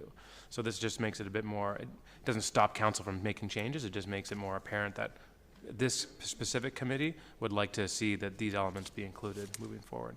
And I mean, if Councillor Gartner has anything to add on to that, I would Thank you, Councillor Tom, very much. It's awesome. Any further comments, Councillor Gartner? I think the discussion also centered around, and Councillor Thomas is absolutely correct. You know, what makes the park the park? What makes it a heritage feature for Aurora? And so these are the things that, I mean, the first bullet, the overall park setting, including the natural landscape of the existing park, I think that was the last bullet that was added. And, you know, if you thought about it, well, you could have the other 3 bullets and not have this natural setting. So that the committee felt it was important to put that in. But again, you know, it's a committee where council's pleasure, at council's pleasure, if they think things should be added or subtracted. Great, thank you, Councillor Gartner. Thank you, Councillor Councillor Thompson, you still have the floor. Do you have your, perfect? Thank you so much. Are there any further comments or questions on this? I just wanted to say that I remember this coming up way back, I want to say 2013, I think there's a memo in here, and I thought it actually went forward and was completed, so I appreciate the Heritage Committee pushing this forward with staff and getting this done. It's really important, so that's wonderful. I support this very much. Oh, Councillor Maracus, I'm sorry. Thank you, Madam Chair. And just through you to Mr. Ramuno. Mr. Ramuno, we passed at developing a cultural heritage landscape listing, and I'm wondering where's that at? And it, you know, considering the committee has moved forward with this, and that would be an aspect of that list, are they going to be working on that in the near future? To you, Madam Chair, yes, that's on a list. Staff will be working on the background information for the future landscape inventory. We haven't brought anything yet to the Heritage Committee, but it's in the works. It's great, and I'm glad to see that we're moving forward with this, and it's too bad we didn't move earlier and maybe designate some other landscapes. Exactly. Thank you. Thank you, Councillor Maracus. And any other questions, guys? Okay, no further questions? Okay, all in favor? Opposed? Motion carries. Item R10, PRCS 17-038. This is use of 14-7, well, it's the old Canadian Tire on Yonge Street for the Santa Claus Parade. Mover and a seconder for this one, please. Councillor Thompson, Mayor Daw. Any comments or questions? Okay, seeing none, all in favor? Opposed? Motion carries. Okay, item number R11, which is 2018 draft capital budget, remaining items. May I have a mover and a seconder on this? Councillor Tom? Councillor Thompson? Comments or questions? All right, Councillor Maracus. Thank you, Madam Chair. I don't have any issues with 2 and 3. I kind of have an issue with 4. Just that the recommendation is that we not approve it, which is, you know, while we're working on budget, that means it's a red light, which means that it's a fail. We're not going forward with it. But yet, it recommends that we defer it, and I've never seen a failed motion be red lit and then be deferred at the same time. So we're either not approving it or we're deferring it. Which one are we doing? Good question.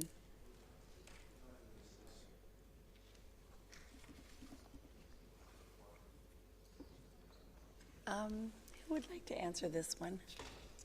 Anybody? Item number 4, just Young Street parking might not be approved at this time. Thank you. To you, Madam Chair. The way that it's proposed here, it would, I guess, technically be a red, but not one that couldn't be brought back on a future capital list for another council. So other projects have been red lighted one year, but then have come back in subsequent years. Thank you, Mr. Seo, and I mean, I guess I appreciate that, and that's normally when it's a staff initiative, but a council initiative from an individual councillor, or in this case from the mayor, I don't see why it would just automatically be come up. I've never seen a failed motion from an individual sitting at this table that automatically gets deferred. To me, if the mayor would like to put this forward at some other time, he's more than welcome to put forward a motion at that time. I don't see why it would just automatically be deferred if we're not approving it. We're either not approving it or we're deferring it. So I think council needs to make that decision. Okay, Councillor Tom? Or whatever. Yeah. Yeah, thank you, Madam Chair. I mean, recommendation 4 said not be approved at this time. Right. I guess I'm simply saying that not be approved at this time to me implies that if it's not be approved, period. I agree. I kind of get where you're coming from, but it looks more like a deferral to next budget as opposed to no. That's the way it reads. So I don't think it's staff engineering something. I just think it's the way it reads on the report.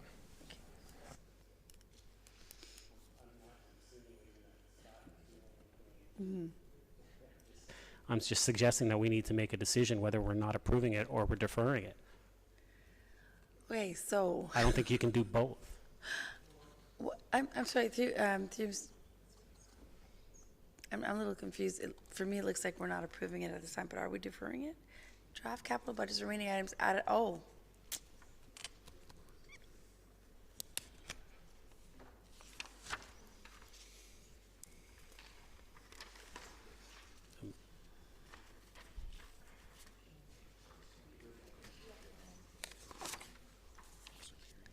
Oh, okay, Councillor Perry? I don't know how to answer that right now. Thank you. I disagree with the premise that Councillor Marakis is trying to set up. To say that because we're not doing it now, we're saying a deferral. If you're saying a deferral, you're technically approving something next year.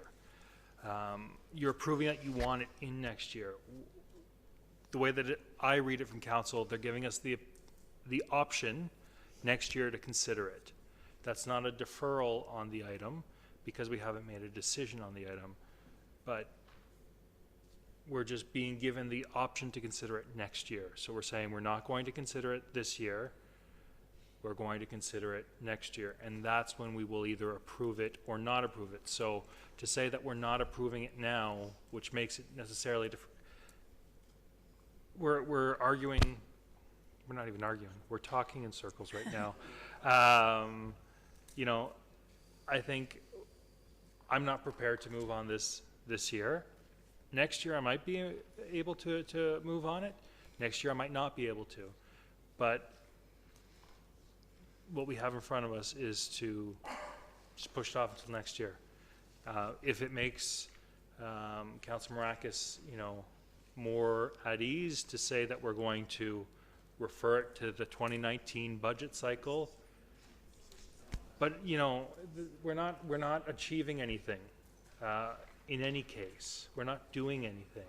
So to be arguing about words right now, I just don't see the point. Okay, thank you, Councilor Perry.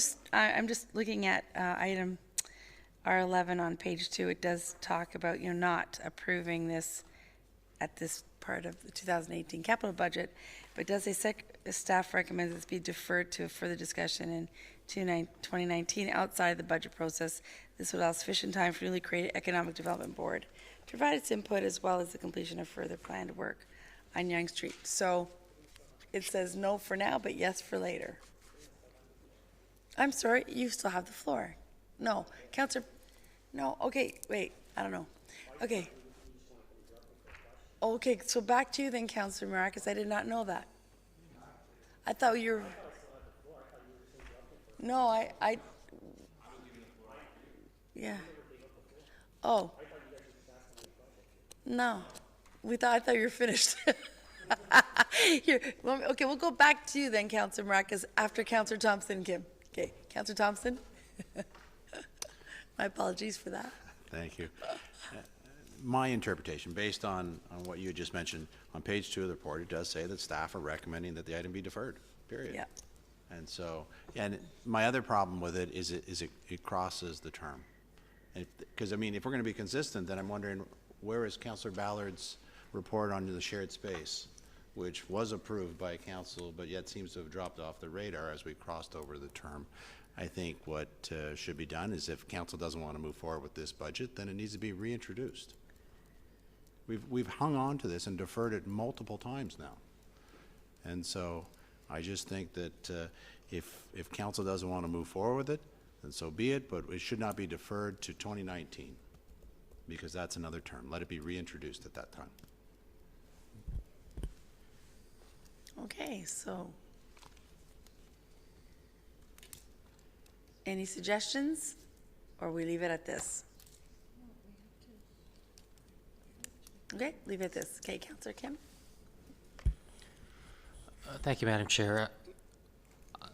I am in agreement with Councillor Maracus in that it's not just semantics. It's, there's nothing wrong with moving something forward if everything else gets the same treatment. I mean, I think many of us have had motions that we voted down. I had procurement bylaw change motion some time ago. We had I wanted there was a motion for 2 baseball diamonds. I mean, it'd be nice to have those things be kind of deferred for next year to come back again for a revote. So I am curious as to why this is still here. So I am in agreement that that item 4 should not be deferred. Museo, can you add? Through you, Madam Chair. So we'll take some responsibility for the way it's been presented. This has been kicked around, quite frankly, and not really resolved. It's been sort of deferred and put off and sort of sat in Never Land. We were simply trying to propose a way to move the capital budget forward without getting hung up on this one, and so I had sent an email to council indicating that we would try this method to get it on, to clear up that final piece of the capital budget. So any changes that council will make is fine, but it was basically our way of trying to move this forward and recognizing that as far as I can recall, in the almost 2 years that I've been here, we've never really closed the loop on this one. We've sort of been looking for more information or looking for something, some more detail, and but there has been also some interest in keeping it alive, and so that's the way it's, the reason it's worded the way it is. Thank you. Councillor Tom? Thank you, Madam Chair. And so, I mean, not to get into the, circular debate here, as Councillor Peary mentioned, but Councillor Maracus mentioned that there has been separate treatment in the scheduling or the agenda item regarding this because this item has been defeated. But my understanding is that this has been deferred from a budget meeting, and that the motion that the mayor brought forward was deferred to that budget meeting, and so that we actually haven't voted this up or down yet. And that council, as Councillor Thompson mentioned, is totally within its realm to vote against the staff recommendation so that this item is completely, failed, and then it will have to be reintroduced at either a later time this council or next council. So I don't see it being fair to characterize the situation that this has been failed and that staff are recommending that it get brought forward next year as some sort of way to circumvent the process. I see that as the option that staff just mentioned was the way they thought they could move it forward. It was asked by this council to be deferred to budget. Budget committee deferred it to this meeting, and we can make a decision on whether we want to move forward based on that.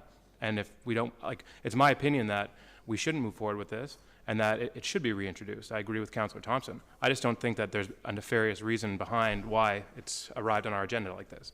So I just disagree with the characterization that, at least as I understood it from Councillor Marakis, but I agree with Councillor Thompson. Thank you. Mayor Daw.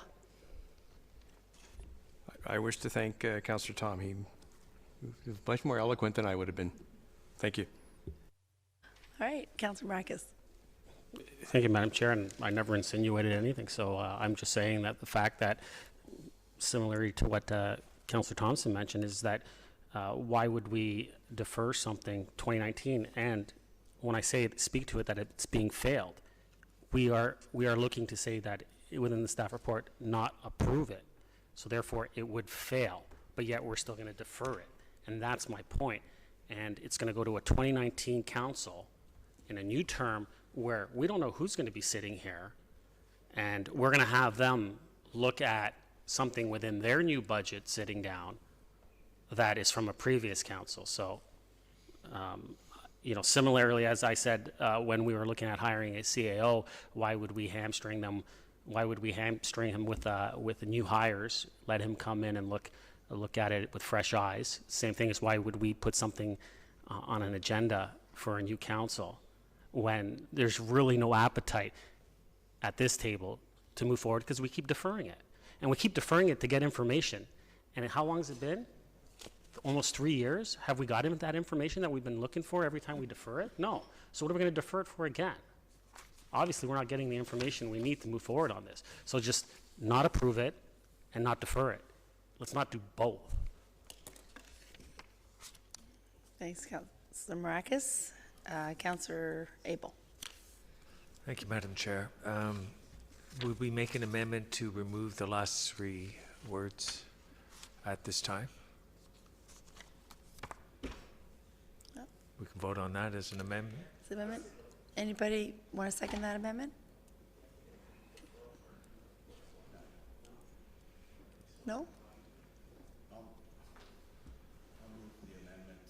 Move at this time unless At this Councillor Abel time? wants to do it.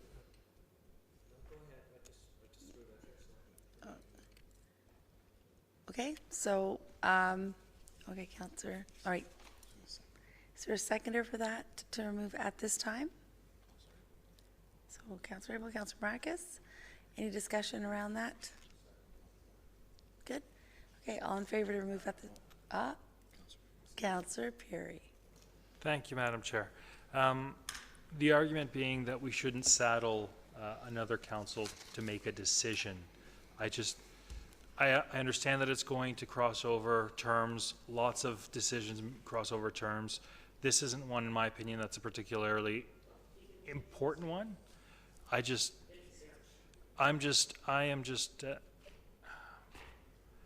getting tired. I don't know. We're almost there, guys. Let's get this one done. We're just arguing around in circles. Yeah. I've said it before. That's what we're doing right now, so. Councillor Thompson? I will remind council, although it's not binding, it did in general committee get defeated. And then was immediately deferred by Councillor Perry to the budget. At the same time, for 2 years, 2 years now, we've been asking for information, have questions on it, and for 2 years we've not gotten the information. So that's why I don't see value in deferring it to the next term of council. You know, if it's just simple enough to just not approve it, and when it gets reintroduced, I really hope that all of those questions that have come up over the 2 years get answered at that time. That's it. Okay, perfect. Councillor Tom? Thank you, Madam Chair, and I agree. I think that the concept, I was in favor of the concept initially, and really looking forward to seeing more information built around it. As previous councillors have mentioned, that didn't really materialize, and this has been punted. But as I mentioned previously, you know, this is the first vote to not approve this project. And so I agree that it doesn't make sense to be deferred when it can be reintroduced and perhaps reformatted in a separate fashion with more information framed around it so that council can make a better decision. But like I said, this is the first vote I think we'll have to deny this project. But anyways, I agree. Not approve it now, and not approve a deferral to the next budget. Okay. Thank you. Oh, Councillor Perry? And just speaking to the amendment for the last time, I'd like to remind everyone around the table that we don't make decisions at general committee, we make recommendations. That's right. I would have expected everybody to be, you know, aware of that over the last 6 years, that we don't actually make any It's late. decisions. We make recommendations to council, and council, in its wisdom, will either ratify those decisions or amend them. Thank you, Councillor Perry. Just getting a little late. All right, so we do have a motion, an amendment on the table that asks to recommend to remove not at, those last three words, at this time. Okay, it was moved by Councillor to not be, okay. Not be approved at this time is striked out.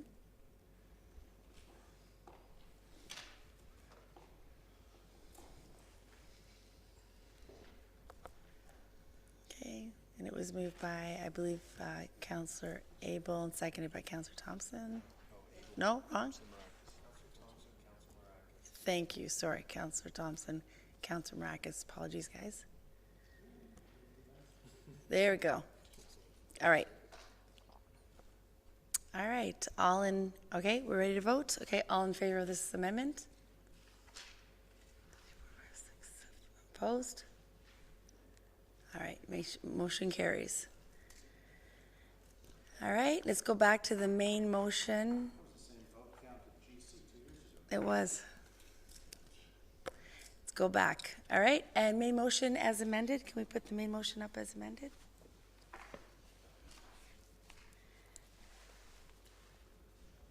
There we go, perfect. All right, here we go. Main motion is, who did it before?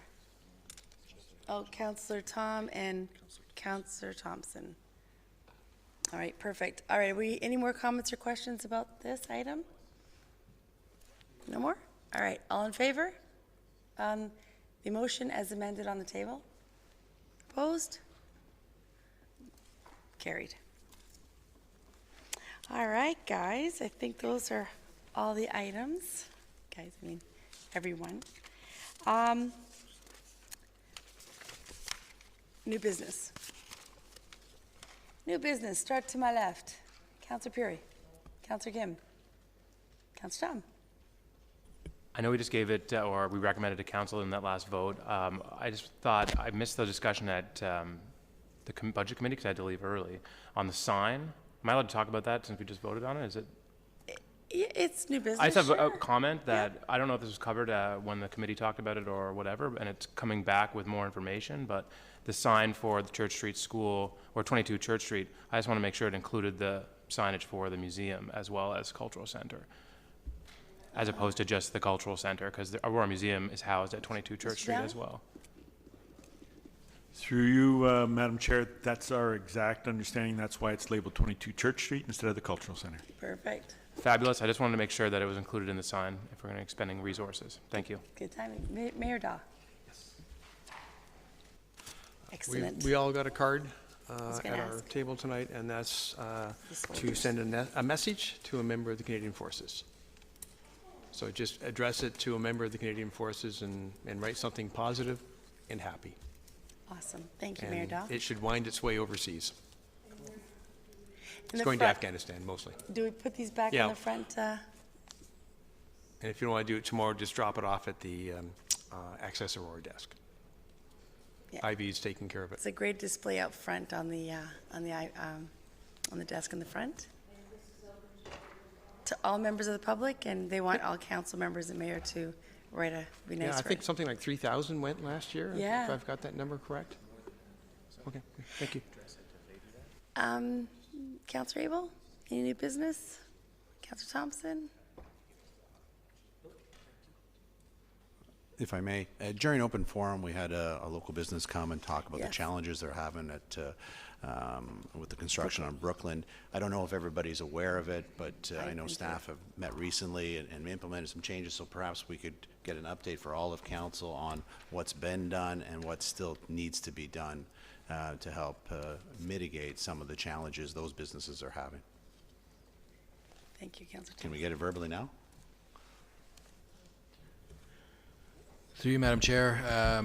Yes, we've been trying to provide some support to the business. It's clearly been more disruptive than we anticipated, and at the same time, I think it's safe to say we could have taken a little more time before the project started to anticipate the kind of challenges that we're seeing on the site, particularly as it relates to the business disruption.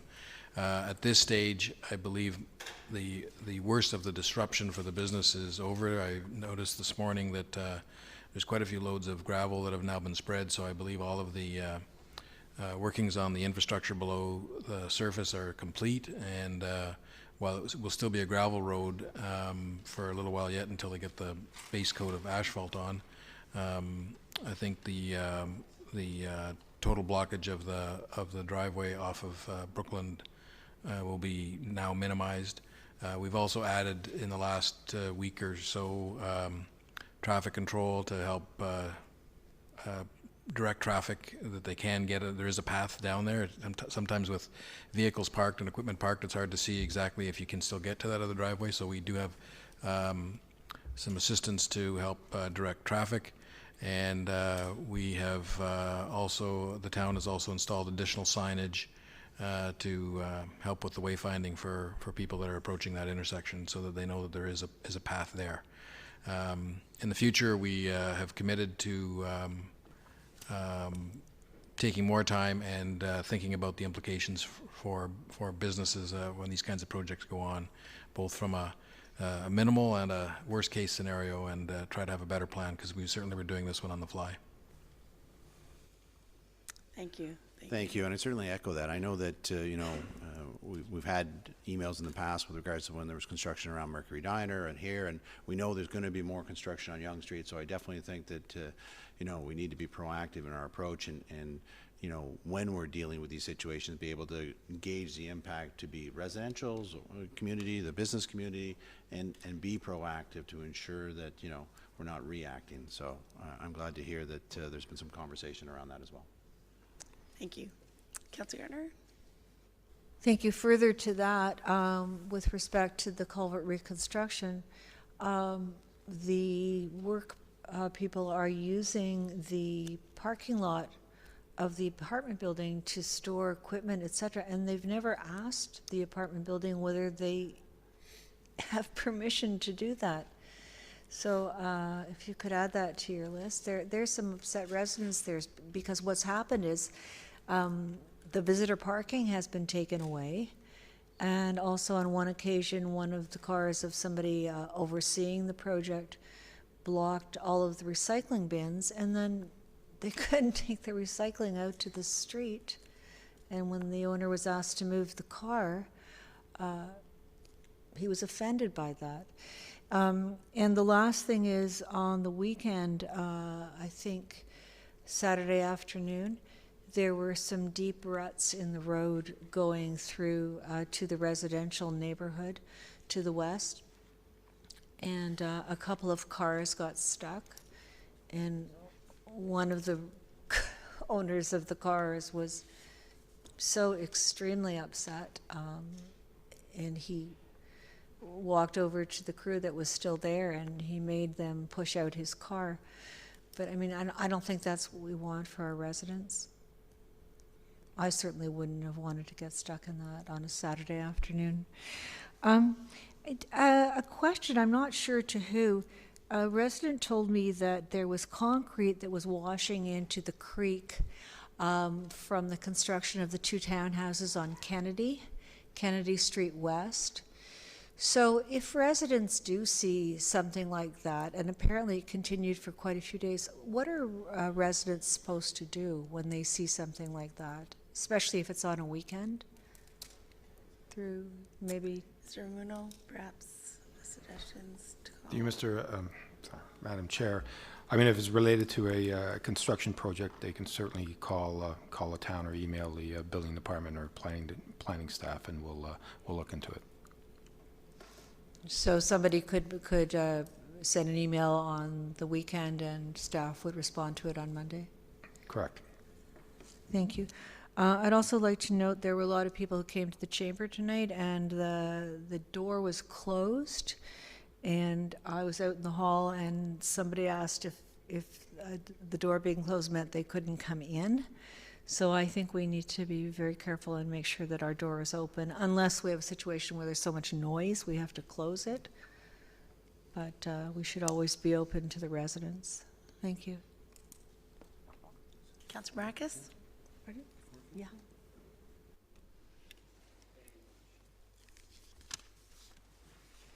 Thank you, Madam Chair. I actually have two. As Councillor Gardner mentioned, we did have a full chamber here tonight in regards to application to the forested area on the south side of Henderson. And I think that we're all aware that that there is a report forthcoming from Lake Simcoe in regards to the sensitivity of the lands. And I'm just wondering through you, since we do have the chair of Lake Simcoe here at our council table, I was wondering maybe if he could let us know on, will the board be looking at that report and making a decision on that report? And if so, or if not, is there any idea of when that report will be forthcoming? Thank you, Councillor Marcus. You're in a position right now to comment, or? First of all, no, it doesn't come to the board. It's a staff function. And secondly, I'm happy to coordinate with Mr. Rumuno and the appropriate person at the authority as to when the report will be coming forward. Great, thank you. Rada? Thank you, and thank you, Madam Chair. So just one more.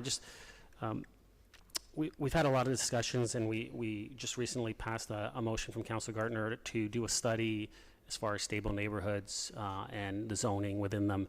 And so I just wanted to let my colleagues around the table know that I will be introducing a notice of motion. I know this is not normally what we do, but I just wanted to give you guys the heads up that I will be introducing a notice of motion in regards for staff to develop an interim control bylaw aimed at limiting new development and alterations for a 1-year period within those stable neighborhoods. So I'm just in the midst of finishing up the motion, and I'll be putting it in, and everyone can read it. And if anyone has any comments or questions that they would like, they can reach out to me at any time, and we can have some discussions ahead of time. So thank you. Thank you. Councillor Gardner, do you have more notice? Yes, thank you. We did have a lot of people, residents here from the Henderson Forest issue, and they did ask some questions of staff, of council. So I don't really know how we proceed with that, because open forum isn't part of the public record. And yet we've had all these residents come to the council chamber to speak to us. So I guess through somebody, are we able to respond to their questions even though it wasn't part of the official record? Sale. Through you, Madam Chair. That's the nature of open forum, and it's not supposed to start a dialogue or action from staff. This particular one is an active planning application, so I think it would be inappropriate for us to advance reports based on an open forum or give answers when it's in the midst of a process. I don't know if Mr. Rumuno wants to add anything to that, but that would be, I think, the best position. Mr. Rumuno, do you want to add anything? Through you, Madam Chair. No, that's correct, and we are still waiting for additional information from the applicant prior to a new hearing being scheduled for the Committee of Adjustment to consider the application, and that additional information will then be provided to the Conservation Authority staff for their review and comment. Thank you. Thank you. They did ask a valid question that I think council could ask as well, which is, how does staff decide whether something is a minor variance or not? And it's really a question that's important in this case, because I'm assuming that what they presented was correct. And if it's correct, it seems like it couldn't be a minor variance. So I'm a little confused about that. Through you, Madam Chair. No, it's clearly a minor variance application. Our bylaw is very specific. We've dealt with many of these type of applications. We understand the residents' concerns, but it is an alteration within the settlement area of the Oak Ridges Moraine, and our bylaw specifically identifies the need for a minor variance application. It's not to permit the use itself. It is really just to determine the appropriate building envelope. And we essentially put them through a site plan process with the required background information that that is expected. But no, our bylaw is clear. It's a minor variance application that needs to be processed for that proposal. Thank you. Thank you very much. Oh, Councillor, do you have some new business? Thank you. I just wanted to ask, with the Brooklyn by the LCBO, that gentleman that came in, what was the timeline on that construction? Is it overdue? I believe it is overdue. Mr. Sale, if you would mind. Through you, Madam Chair, the original tender called for an 80-day period to do the construction. There was a delay getting started, so when they finally did get started, the 80 days would have taken us to November 1. The tender, though, also allowed for specific approved extensions based on weather, and there was a few of those events in August and September, and so I believe the revised date to be within the terms of the contract is around the 28th of November or somewhere around there, but it's very close to the end of November would be within the requirements of the tender. Well, I share the comments that we could do better, or it could have been better handled, and along the lines of the full house attendance, I do remember a similar situation on Hunter Glen, where someone was in Oak Ridges Moraine on a well-treed lot and came in, and so I know, Mr. Rumuno, you and I discussed that in detail. It didn't fill the halls here, but it sure took our attention. I think I understand what the moraine, it's very specific, it's very stringent in this area. But the people are very concerned about this natural habitat. So I think we should be a little more proactive and informative and let them know what their expectations are going to be. So I'll probably do this offline and get that maybe circulated, but yeah, it's people are very concerned about it. Okay, thank you. Thank you. There's no other new business. Oh, Mr. Elliott has a couple of comments. I apologize, Madam Chair. Before everyone jumps in their cars, we have some parting gifts for you in the form of a spectacular and sizzling New budget binder. binders. We can't wait. Thank you very much. There's no closed session. Motion to adjourn? Councillor Thompson? Nobody else? Oh. Motion to extend? It's legal. It's legal. Okay, motion to adjourn. I had Councillor Thompson. Anyone else? Councillor Tom? All in favor? Adjourn. Thanks, everyone.